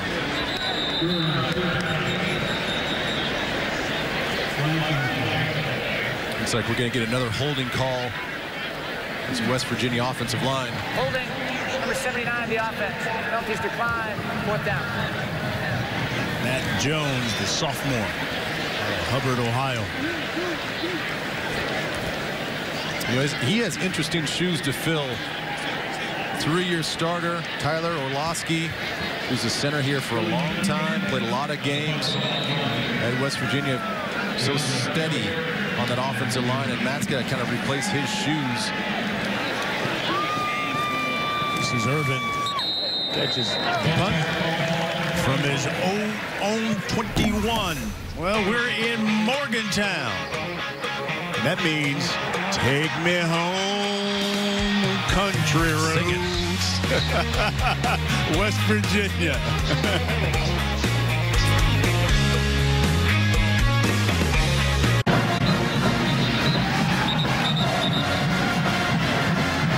Welcome back. We're in Morgantown. The home opener for the West Virginia Mountaineers. This is their annual Gold Rush game. Mountaineers 8-2 in these Gold Rush games. Pirates with the football from their own 21.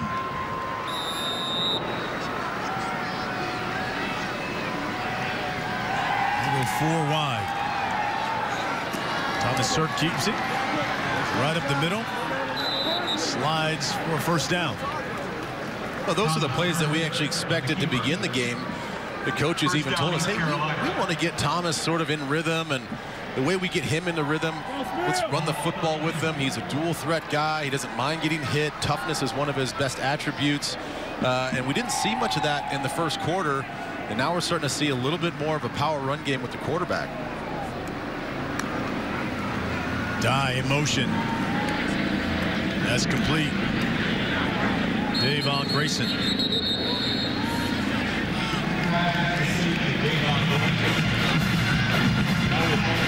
I feel like maybe not with the play calls, but just with body language that this West Virginia defense is taking their foot off the pedal just a little bit. Not quite playing with the tempo and ferocity that they played with in the first half, and I get it. The score is what it is, but if you're on the field, you got to go out there and execute and play with some passion.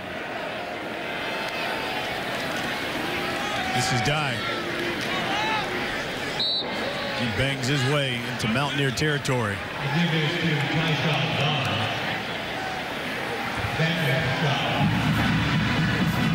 Now Rashid Benton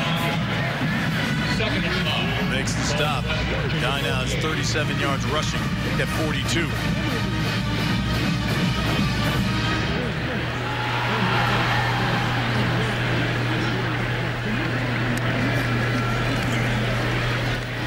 Dye again, right side, cuts back. Back to the left. 25, pushed out of bounds. Good piece of running. Dylan Tonkery pushed him out of bounds after that 25-yard pickup by Tyshawn Dye. Well, just as I was talking about, there seems to be a little lack of effort for this West Virginia defense. Good job by the offensive line getting a hat on a hat, a body on a body, a missed tackle, and you see a little bit of that dynamic ability from Dye that the coaches had talked about. Sirk looking for Williams. Back in the end zone. They say incomplete. But it was awfully close. It was about a half a yard too far outside. He could not get his foot down, but a nice little out and up by Jimmy Williams. That was almost a perfect executed play. As you see, just about a half a foot outside on the out of bounds, and Williams could not corral it and get his 1 foot in bounds. He had a step on Akeem Bailey. 3 seconds on the play clock. I don't know they're going to get it off.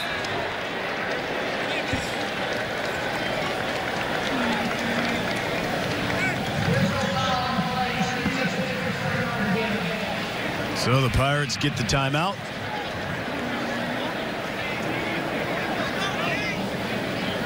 They're knocking on the door, looking to score. We're in the third quarter. They're down 49-6.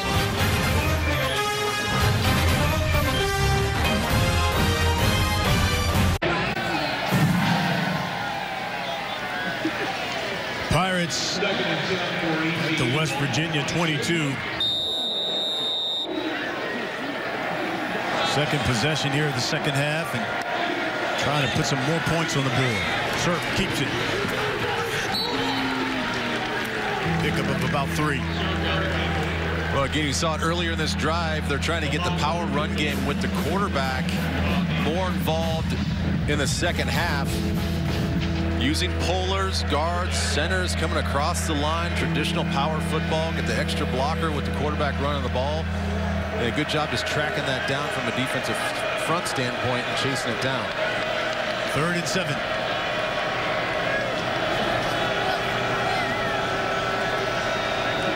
Mountaineers show pressure. They're coming. Sirk throws. Got a man. Touchdown, Jimmy Williams.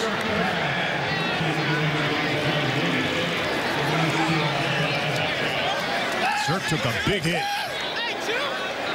Well, he took a huge hit. This is the thing that they like about this guy is watch the hot pocket. He'll stay right in there. He knows he's going to get hit right there. Rashid Benton, one of their biggest and best linebackers, is blitzing through that B gap, puts a hit on him, but he's still able to stay in the pocket and find Jimmy Williams for the touchdown. It's that toughness that they love about Thomas Sirk. Jake Verity with the extra point. And the Pirates, their first touchdown of the day. Sirk to Williams. 49-13 to score here in the third.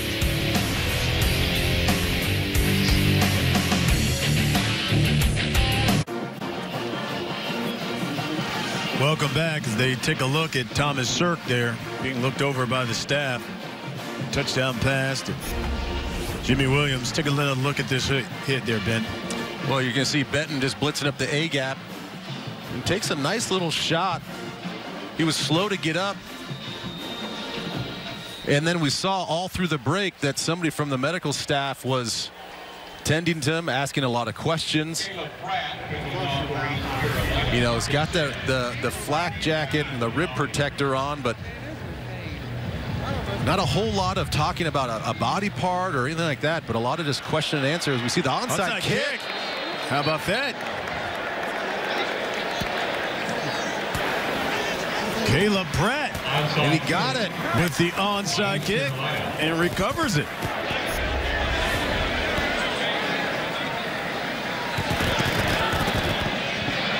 Ooh, close. That's awfully close. Ooh, that's close. Go 10 yards. Let's see. It's one thing I noticed all game long is the front line for West Virginia before the ball was kicked was drifting back, not waiting for the kick. So the opportunity's been there all game. Ruling on the field, the ball was illegally touched by the kicking team member before it went 10 yards. Therefore, it'll be West Virginia's ball to spot illegal touches. The 44 first down. Well, they had the look, they had the kick and everything that they wanted. It's just that the kicker got a little bit too antsy. Watch the guys on the front line all drifting back. Drifting. It's there. Yeah. He just has to wait. That's it. You're right. Had to get right there to the 45. You can see he basically grabbed it at that 44. It was close, It was close.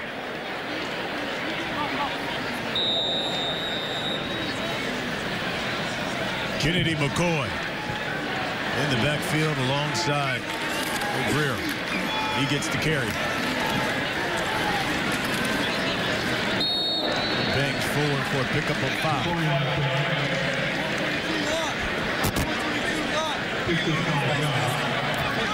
You know, sort of the unsung hero of this offense at times is Elijah Wellman, number 28. You'll see him lined up in the backfield a lot of times as, you know, that traditional H-back/fullback. And his job primarily, as we see a whole bunch of flags, is to be that lead blocker, even though he's weight-wise at 6'1", 240, not a traditionally sized fullback, but that's his job and that's his task, and he does a really good job of doing that. After the play, personal foul, unnecessary roughness, number 56 of the defense, throwing the runner to the ground. 15-yard penalty, automatic, first down. Tyree Owens, no, he had that face mask penalty in the first half. Yeah, this is one of many as we'll take a look here at 56. Got him in the grasp. That's a little bit more on 42 Devon Sutton than anything else. It one's complete. Elijah Wellman. Listen, he said, you've been doing blocking all day long. Give the big fella something. Yeah, got to give him some love. You've been blocking your tail off all game long. We're going to do a little play action fake, have you split out as a number 2 and hit you up the seam. Jennings, a quick out. You know, they've been so successful throughout this game getting in this deep red zone area, just throwing those fade balls, which, you know, a low percentage pass, but they've been pretty successful. I expect, you know, maybe go to the well one more time. You're on the left hash. You'll have a lot of room to play with on the right side of the field. So maybe let Sills, the big receiver at 6'4", who's had a heck of a ball game, go up and try to make another play. Sills, as you see, he's going to go up on as the X receiver on the far left, up against the boundary. From the pistol is Greer. That's McCoy. Kennedy McCoy, the ball carrier. 3rd and goal for the Mountaineers. Well, like I talked about earlier with the complementary formations and plays, they go full house backfield. They had the same formation earlier in the game. They threw a fade, and this time they elect to run it, keeping the defense off balance. And here's a little funky formation that they like to run as well. Greer looking for Seals. Got it. Touchdown. His 3rd.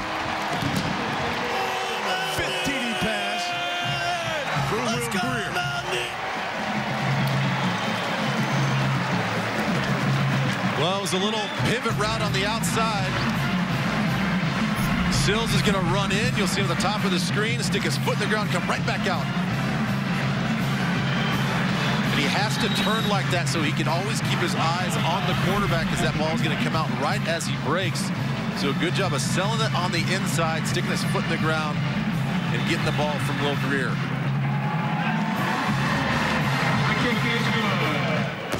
Extra point by Mike Molina is good. The Mountaineers.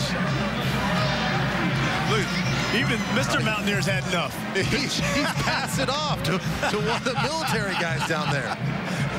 He's like, I'm done doing push-ups. My buys and tries are burning. He's passing over to our great militaries. I don't think he wants to do it either. Like 56 is a lot. Yeah, exactly. I gotta get right. I think he's waiting for the right song. Oh, man. I believe in you, man. You can do it. Yeah, really. There he is. There he is. Look, he's not even going all the way down either. He's not. Look at this. Look, First quarter, he was getting chest all the way down. Now in the third quarter, he's like, nah, I'm just, yeah. Oh, God, I can't get these in. Oh, gosh. It doesn't help that he's wearing the least breathable material. They want you to go put some all leather on and go stand in the sun and do push-ups. David Sills now with 5 TDs here in 2 games. And basically just 2 in his career before the season opener. Evan Staley doing the kicking. Chris Love's back deep. Short.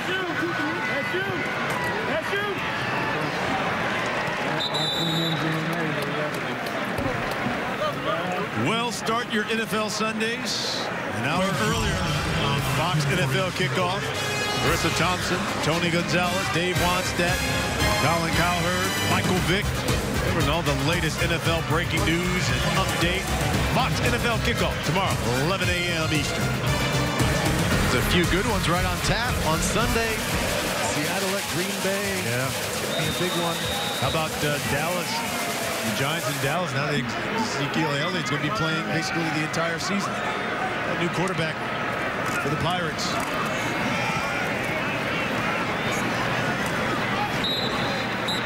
St. Hal with the carry. Gardner Minshew is now checked in. You can see there, Thomas Sirk. He's going to head to the locker room after that big hit. That's on that touchdown pass. Took that big hit. It was a great ball. Stood there in the pocket, took the shot from Benton on the blitz. And now we see Gardner Minshew, who started the season last week against James Madison, was pulled near the end of the first half. And because of injury, he'll get a chance to hopefully shine here in the second half. Quick out there to Quay Johnson. Minshew's a junior. He's out of Brandon, Mississippi.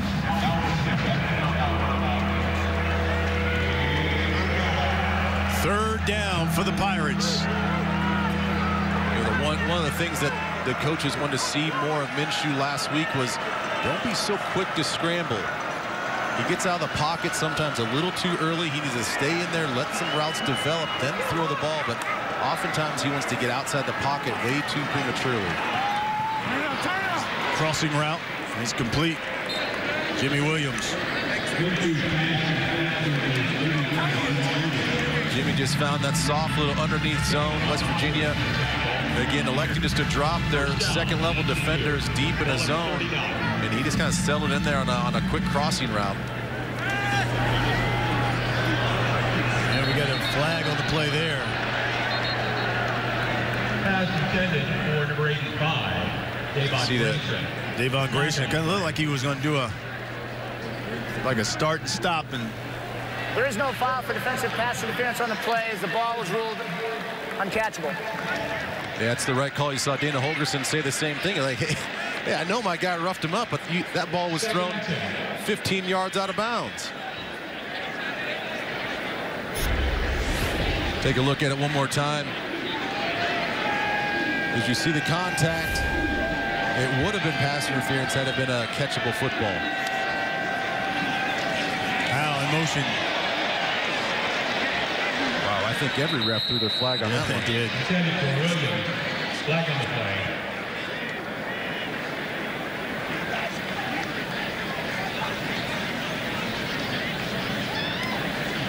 It's like Michael Roach is signaling a hold there. The Pirates. Holding.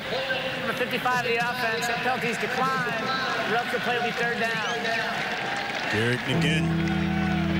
Yeah, McGinn is the guy that started at center last week. He was a guard last year. They moved him to center, and he just really struggled to snap the ball. Had 5 errant snaps, a couple of missed blocks, a couple of penalties. So they moved him back out to guard, and he just had his first holding call and his first penalty of this game. So 3rd and 10.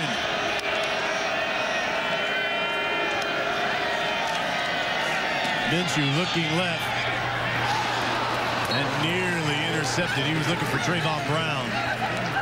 Pass intended for number 88.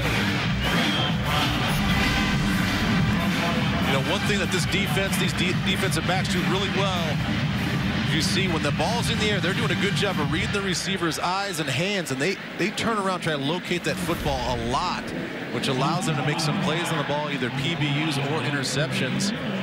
Robinson does a good job there of, like I said, reading the eyes, getting his back turned, knocking that pass down. Devin Bush back at his own 20, waiting for this punt. Comes up, makes the catch. It's time now for a Dave & Buster's game break with Sam Farber. All right, Brian, they continue to trade the lead. Louisville and North Carolina. It's Lamar Jackson from 3 yards out, but the Cardinals missed the 2-point conversion. So they've retaken the lead, but it's a 1-possession game with more than 10 minutes remaining in the 4th quarter. Got a new quarterback here. Thank you, Sam. For the Mountaineers, Chris Chugginoff. Spill Will Greer. Throwing for 352. Hands that one off to Kennedy McCoy. McCoy over that right side. Chugginoff is a sophomore. Skillman, New Jersey. You get a whole new backfield as well. You get 88, Trevon Wesco, now the lead blocker, and for Elijah Wellman. Chugginoff looking left. That pass is complete.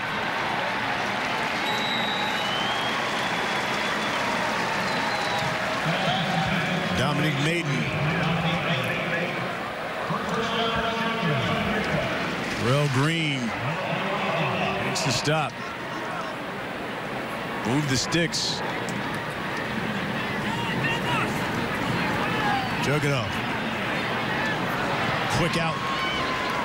Reggie Roberson. Well, that was the play that they got earlier with David Sills on the fake screen to the receiver. The receiver runs a 9 route, and they got Sills on for a touchdown. He tried it again. This time the defenders just go ahead and they're going to take the deep route, and we're going to go ahead and let you have that little underneath pass and a little pump fake. They didn't bite on it. Then just make the safe throw out to the outside. Kennedy McCoy again with the carry.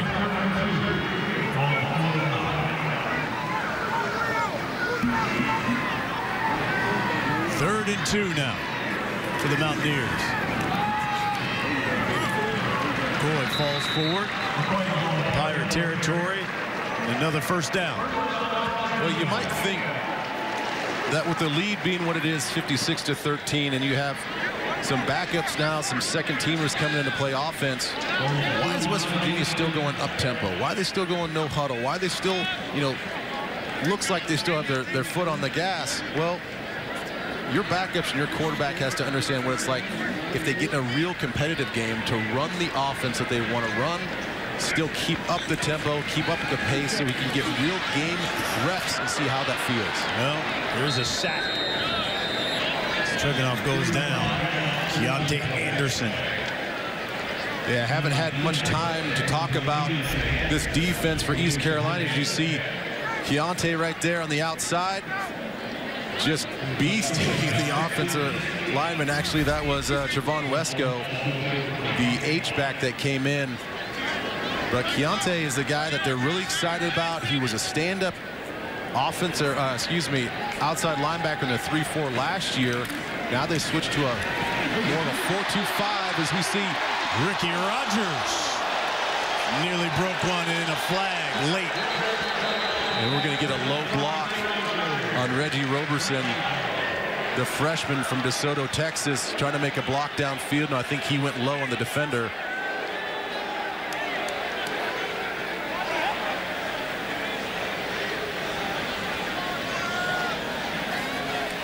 Personal foul. Targeted defensive player number 10 of the offense. Plays under review. That's Reggie Roberson. Take a look at 10.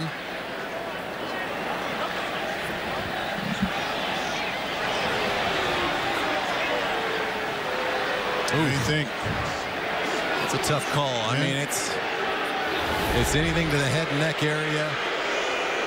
He did not lead with his head, but a defenseless player, and that's what he's saying. Defenseless player gets protection from anything that's up in the head and neck area.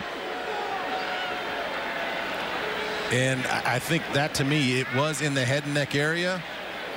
A good, strong play. I liked his effort. I like what he was thinking.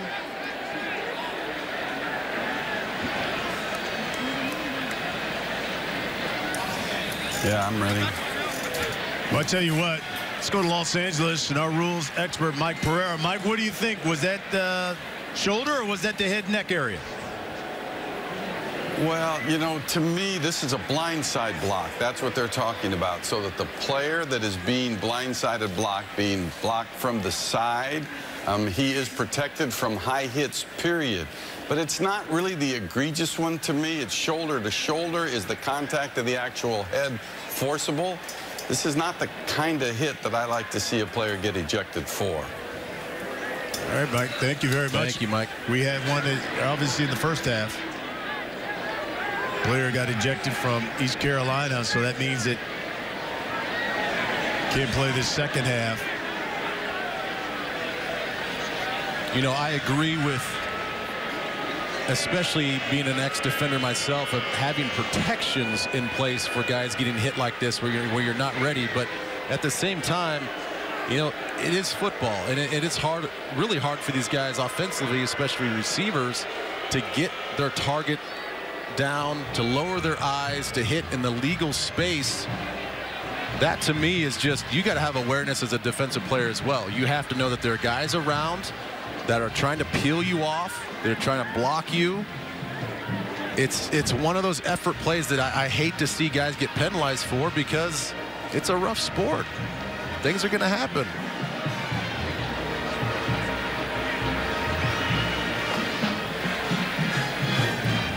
I'll take targeting for 200, please, Alex. They're still looking at this.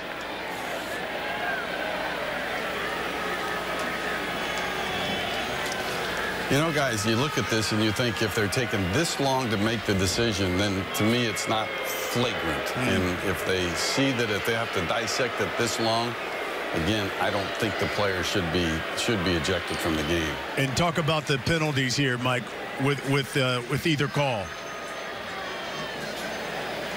Yeah, of course, if they stay with the call now, he's ejected for the first half of the next game too.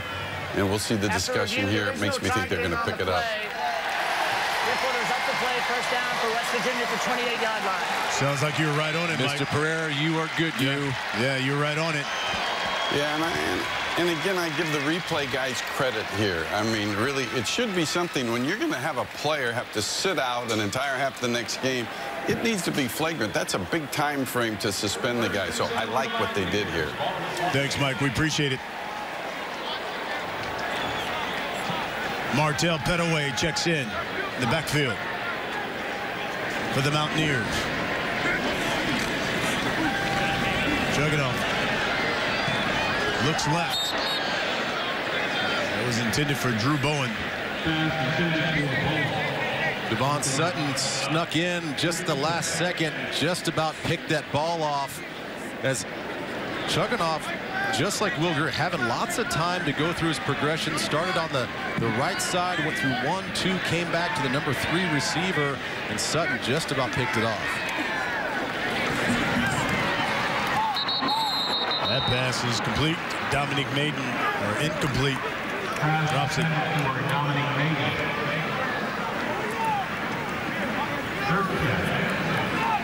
Third down and 10 now for the Mountaineers. They bring big personnel in once again. Wesco checks into the game. They have that I formation backfield in the gun situation, so it looks like an I near, but with the quarterback in gun. Chugunov up top, incomplete. Dominic Maiden again. But Maiden, a couple rough 2 plays. You'll see him as a number 1 receiver on the top of the screen. Runs a nice route, plays off the leverage, and the ball was placed exactly where it needs to be placed. And I think he saw the safety standing there. He thought maybe he's going to get walloped.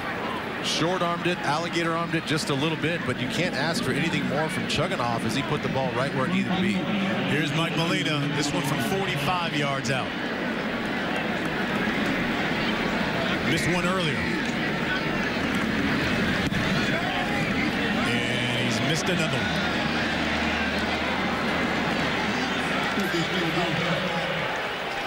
It's been a rough one for Mike Molina.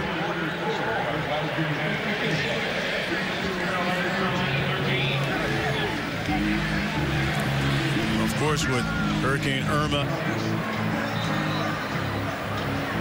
and Milan Puskar Stadium in Morgantown, home opener for the Mountaineers. They're up 56-13. Gardner Minshew back to pass. Looks that one off to Tyshawn Dye. Hit about 2 yards shy of a first down on Darius Qualls. Yeah, we've seen Dye miss a really easy pass over the middle, but I like what he possesses as far as a ball carrier. He's broken a lot of tackles, shown some shiftiness, little spin move. He's a hard guy to bring down. Another quick one. Trayvon Brown. Pass complete to number 88, Trayvon Brown. Kenny Robinson. Coming up to the end of the quarter.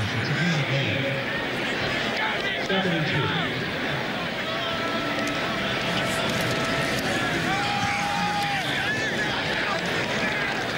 And that's the end of the third quarter. Mountaineers in total control. 56-13.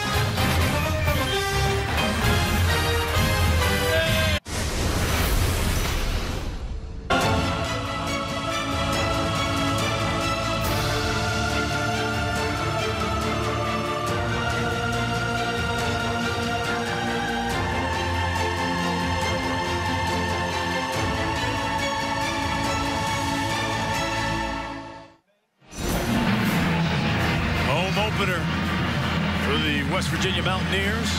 Never lost a home opener under Dana.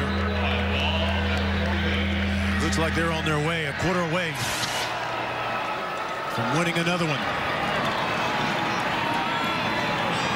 Pirates with the football. Tyshawn Dye. We've got a flag here, very end of this play. After the play, personal foul, unnecessary roughness, number 33 of the defense.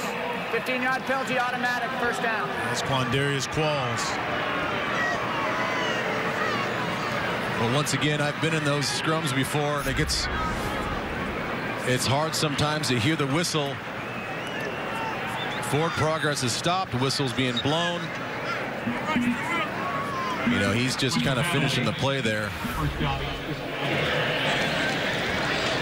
Gives the Pirates a first down. They're now Mountaineer territory. 37. God. Caught. Hit. Now Rashid Benton. They've been taking advantage of that this whole half. West Virginia's defense has been sitting pretty soft in their zones, allowing a lot of the checkdowns. They're getting some vertical routes on the outside, which is really stretching the corners and the safety back, and then they just throw that little check down in there. But once again, Benton and a bunch of the linebackers making the plays and making the sure tackle, as we see Odari Christian, the second, come in from that Sam backer position as he read the play perfectly, ran the lane, and goes up and makes the play. A lot of these guys, first line of linebackers, awfully good, but the second-tier linebackers are good as well. 3rd and 5.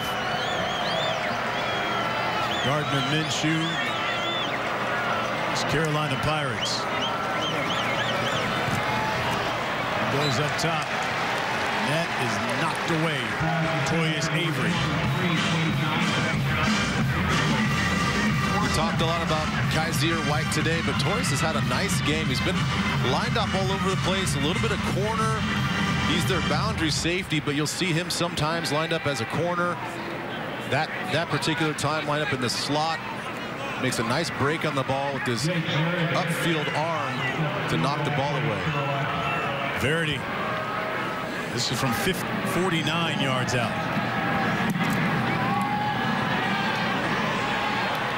And it's right.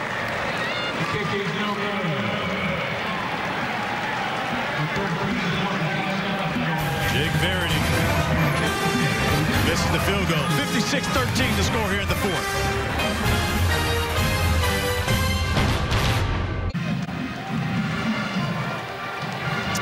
Little over 13 minutes left in this football game. West Virginia dominating. Let's take a look at the Lieber Heisman watch. Yeah, man. You know what? I think it's so bizarre that Lamar Jackson is not getting more love this year. Everybody's so infatuated with Rosen, which he's awfully good, with Darnold. They think this is the quarterback, but he just continues to just show that he is one of the best athletes on the field, game in and game out. I have him on top of my list. Quality opponent last week with Purdue, another quality opponent this week. He has got a big test next week against Clemson, but Josh Rosen comes up to number 2 for my list just because I think that there has to be the intangibles that are factored in. And he was getting beat up in that game against A&M in that first half. He was getting beat up. He had the 4 touchdowns there in the 4th quarter, but I think when you look at just the leadership, the toughness, you know, some of the intangibles that you can't measure, I think that has to be taken into consideration. That's why I think he should be up there as number 2.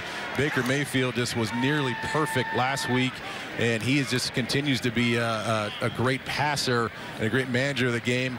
And then also Saquon Barkley. There's not a better runner as far as running back in the league, and I think he's on a team that really could shine. They have a great potential to win the Big Ten again this year, and I really like him as well. About Sam Darnold, Jake Browning, those guys. I mean, right now they haven't shown to me that they're better than these 4 guys. I think Darnold has all the attributes that you're looking for, but he hasn't really shown it. So maybe, you know, as the year goes on, he'll have more opportunity, but right now, no. I think he's going to be a great pro, but right now he's not shown to be, to me, the top caliber Heisman guy. That pass was intended for Drew Bowen. He's the Mountaineer down. Looks like he got tripped up just a little bit. Yeah, that right leg. Yeah, that right leg. Like you said, gets caught in that carpet, man. Right leg goes straight. Extended. A little bit of a hyperextension. Immediately grabs his right knee. Those are never good situations when you see the non-contact injuries of that sort.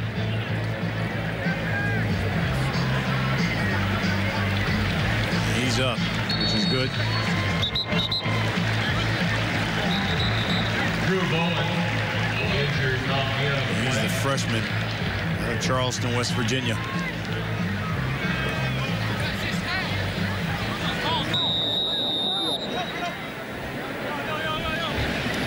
Second and 10 now for the Mountaineers. Ball at the 43.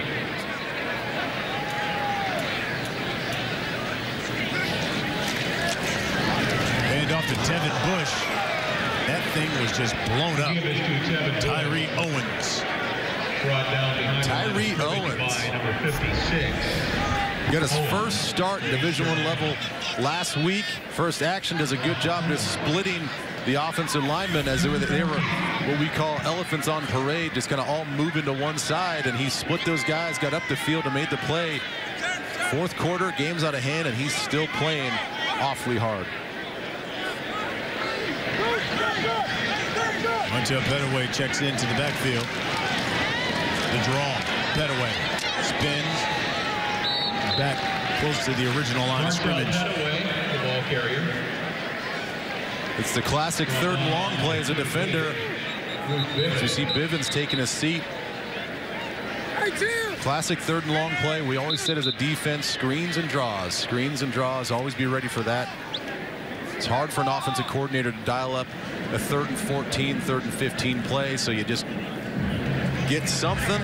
Maybe you get a cheap first down out of it, but just give your offense just a little bit more room for your punt team to go out there and play the field position game. Bruce Bivens, a freshman out of Houston, getting helped up. Jogs off the field under his own power, which is always good to see. Bruce Bivens, shake it up for ECU on the line. Talk to me about the future here at ECU. You know, talking with Coach Montgomery, he said first year was hard. It was a year of transition for him. He's coming in.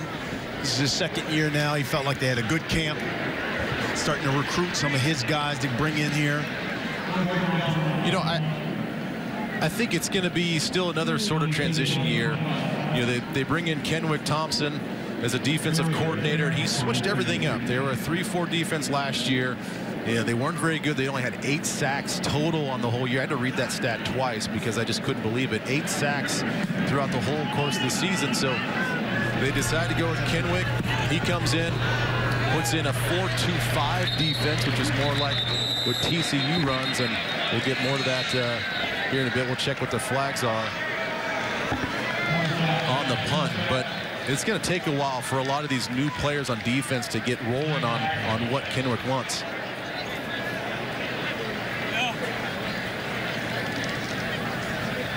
And, of course, what Coach Montgomery wants as well. Personal foul. Illegal block below the waist. Number 28 of the kicking team. 15-yard penalty. First down. Timeout. Well, we are in Morgantown, the home opener for the Mountaineers. They're up 56-13.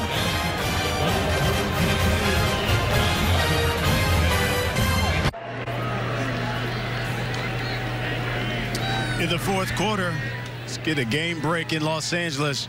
Sam Farber. Sam?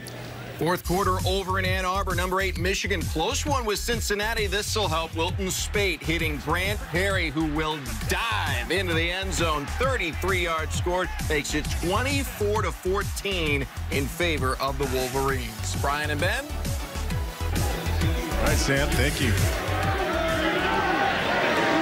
Wolverines wrapping one out. Tyjon Dye straight ahead. What do you think here? A 93-yard drive? Yeah.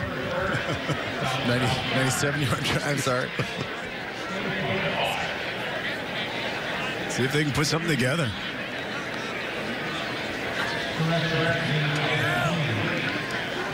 Yeah, I like this West Virginia squad. You look at the Big 12 and obviously Oklahoma and Okie State. This is a squad that can do some things. Goes up top. Wait a minute. And he's got a man. Trayvon Brown. Trayvon Brown is going all the way. How about it, Ben Lieber? You asked for it, you get it. 95 yards. For the East Carolina touchdown. And here's the guy that they're excited about. They want to get him involved in the game because he missed last week. Just got medically cleared from a neck injury. and they said that this guy is the best guy that we have running after the catch. He's big and strong, showing the speed. He is a hard man to bring down. We have flags on the play. We'll get a check out that. But what an answer. What's going on now? After the play, unsportsmanlike conduct on assistant coach on ECU's sideline. That penalty will be enforced on the kickoff. I'll let him celebrate. That is the new rule this year. That is unsportsmanlike foul of the game. The coaches cannot be on the field at all. And my guess is he was celebrating Trayvon Brown's 95-yard touchdown reception. Jake Verity puts the extra point on the board. First TD catch, Trayvon Brown since 2015. And this one goes 95 yards. ECU 20, Mountaineers 56.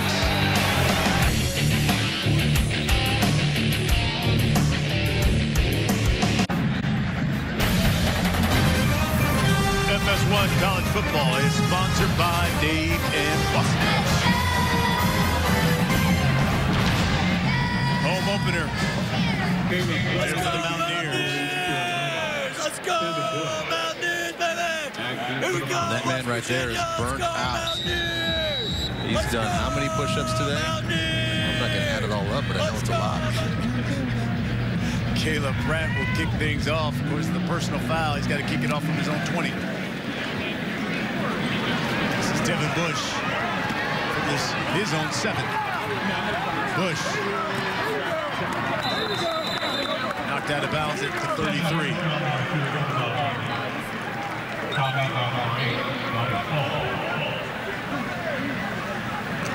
And Bush was one of those guys that we highlighted before the game that the coaches said, man, when he's on the field, we have to get the ball in his hands. You'll see a lot of sort of gimmicky plays with him. I brought up the idea that he's your guys' version of Percy Harvin, who's at Florida, and he said that's absolutely correct. He can line up on the outside. We can throw a lot of stuff to him. We can put him in the backfield, reverses, things of that nature. But we really have not seen what they talked about in this game with their ability to use him. The give is to Martell Pettaway. Martell Pettaway got the carry. Williams with the stop for East Carolina. Gain of 1. You see, finally, West Virginia's offense is going to let this clock sort of run. They run primarily at a clip about 3 plays every minute when their first offense is out there. And you can see the dramatic change as the course of the game, the score being what it is, and how much they want to slow this thing down.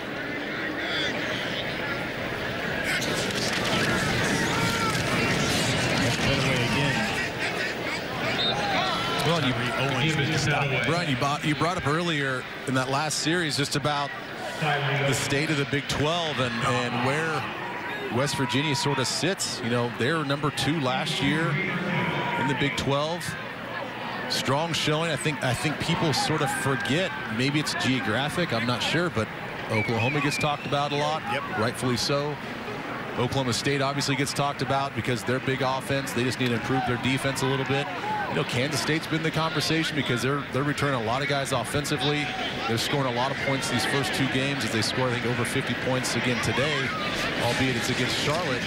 But West Virginia continues every year to surprise people, play a physical brand of football that I think Oklahoma State doesn't play.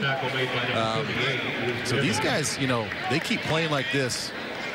Both sides of the ball, kicking game's got to get better, but they could be right there in contention as well. They can score a lot of points. Their defense can confuse a lot of people. They have a lot of playmakers on defense, and when it gets down to it, defense is going to win championships, even in an offensive-heavy Big 12. Tim Irvin back deep for the Pirates. Bill Kinney punt this one away.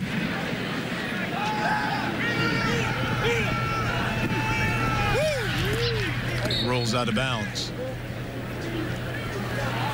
Pirates would take over. Down 36. 27-yard line.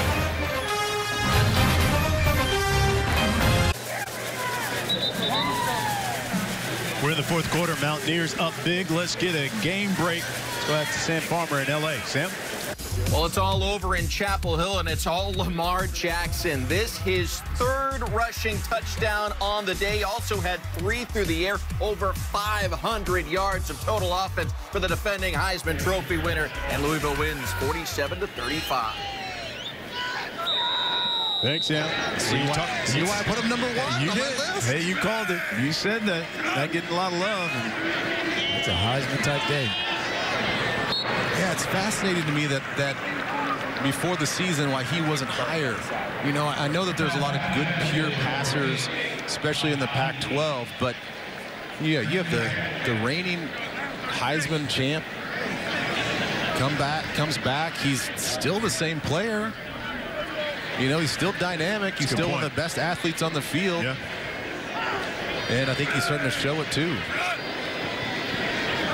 Minshew drops it off to Howell. Cuts back. Across the 30. Brandon Ferns makes the stop.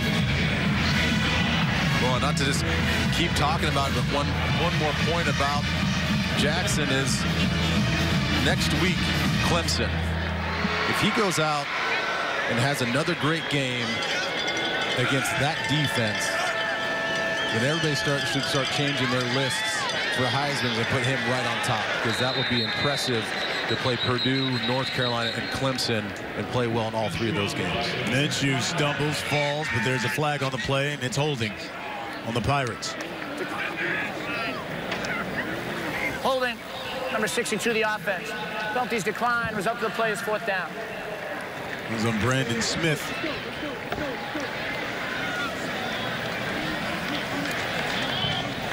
Another one of their graduate transfers. There's a whole lot of graduate transfers.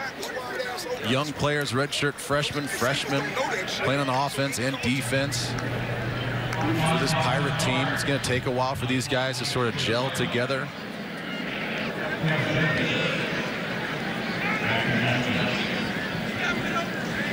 Tevin Bush back deep. Austin Barnes punting it away.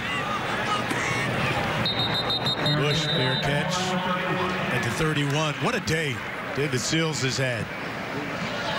7 catches, 153 yards, 3 touchdowns, Ben Lieber.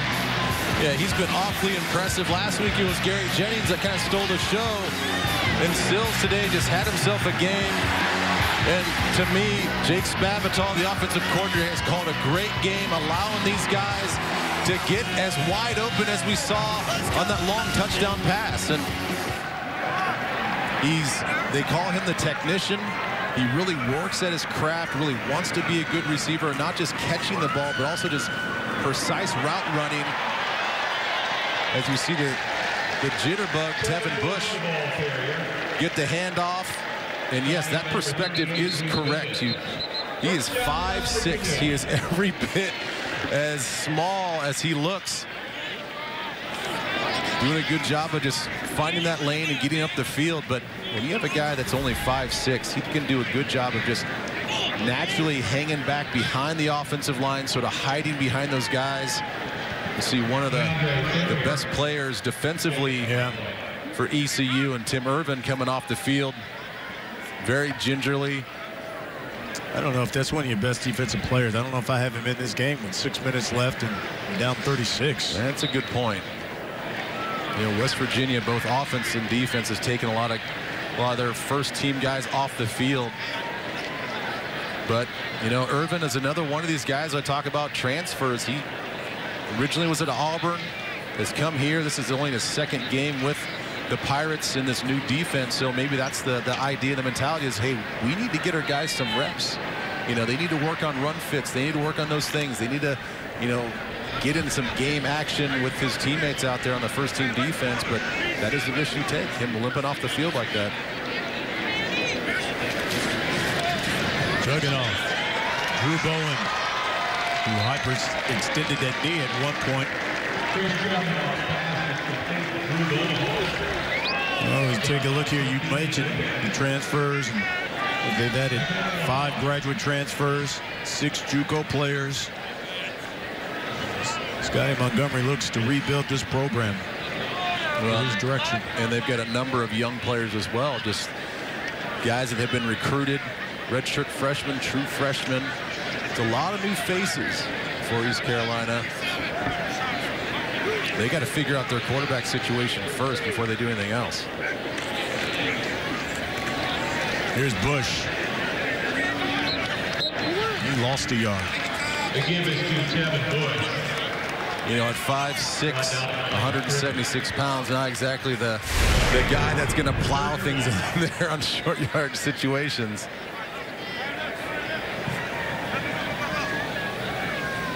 As we come under 5 minutes, Mountaineers will be looking at a 3rd and a long one.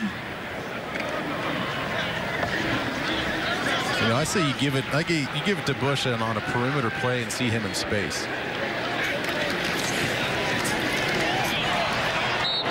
Went off tackle there. The give is to Tevin. Bruce Bivens was not having it. Bruce Bivens. Yeah, given the situation, I think Bush, if you had that whole thing all over again, you just stick your foot in the ground, get north and south. You might only get a yard, but that's all you need. 4th and 1. Bush again. First down. And that's exactly what Spavital does is, hey, line up and run the same exact play.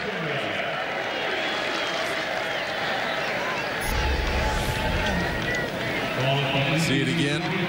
Again, Bivens, exactly where he needs to be. You know, if that's a first down play, that's, you know, a successful play for the defense, but you just need a long 1 yard, and Bush is quick enough to stick that foot in the ground and get upfield, fall ahead for 2 yards.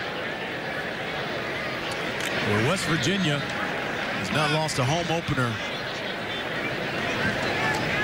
since 2003. In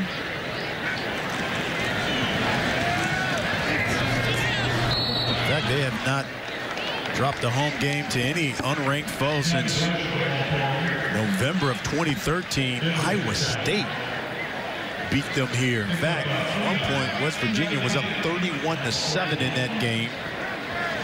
Iowa State came back to win in triple overtime, 52-44. You know, Iowa State's always good for one of those games. Every year, you talk about predictions in the Big 12, like, well, everybody says, oh, look out for Iowa State. They could be good, and they could. They're always in there, always competitive. Right now, I think they're up 7 points on their in-state rival, Iowa. We had that big game against Josh Allen in Wyoming last week. Allen did not look very good. Iowa's defense really stepped up, and right now it seems like Iowa State is going to win that in-state battle. Just a few minutes left in the 4th quarter. Well, when you look at what the Mountaineers have ahead here,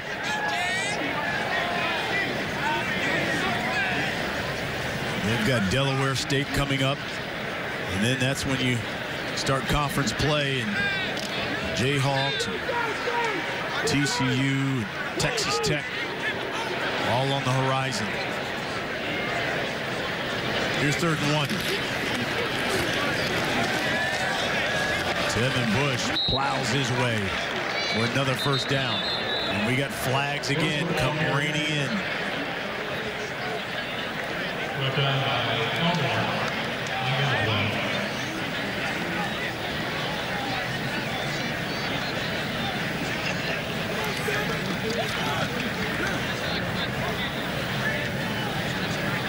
West Virginia has now run for over 200 yards on the ground.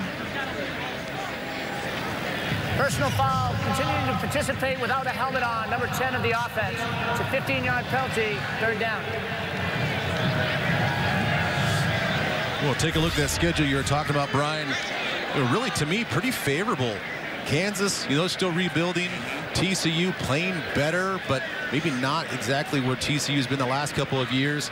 Texas Tech they come here. Baylor, I think we all understand what's going on there. Matt Rule's doing the best that he can to sort of bring that program back up. How about that Jake on October 28th? Well, at least you get him at home with Oklahoma State, and then Kansas State's going to be a tough one. That'll be a tough one at home as well, but Oklahoma.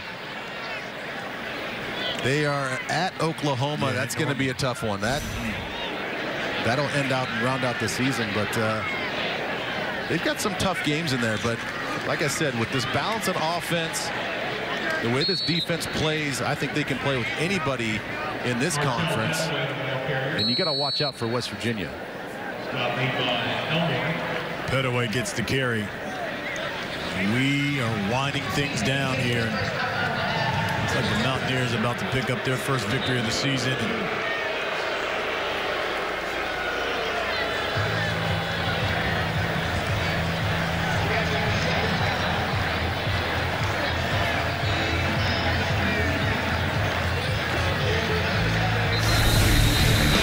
Game though for Will Greer here. Well, he was spot on all game long.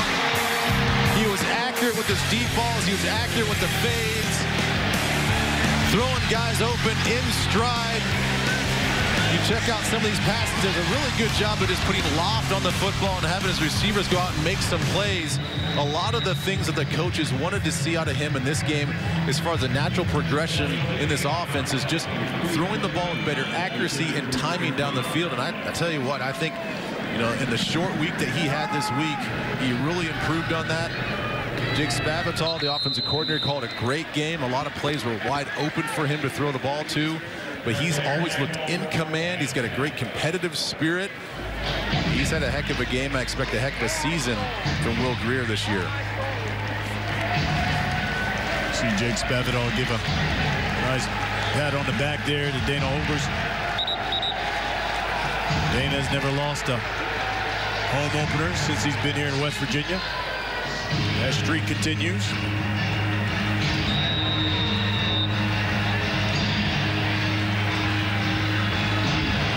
Big play on that last series for East Carolina. That one in and out of the hands.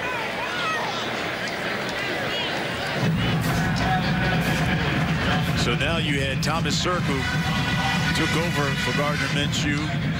What do you do now? Look at the next game for East Carolina. You know what? I like the way Gardner's come in. Sirk apparently has left the game because of injury. Gardner comes in, and I thought he's delivered the ball nicely. He's shown a lot of velocity. He's thrown in tight windows. I don't know. I mean, I guess it's going to be an internal thing, how they feel the team responds best to which personality, which guy has the best leadership qualities, because when you look at physically what they can do on the field, I think Gardner's been throwing the ball a little bit better than Sirk did today.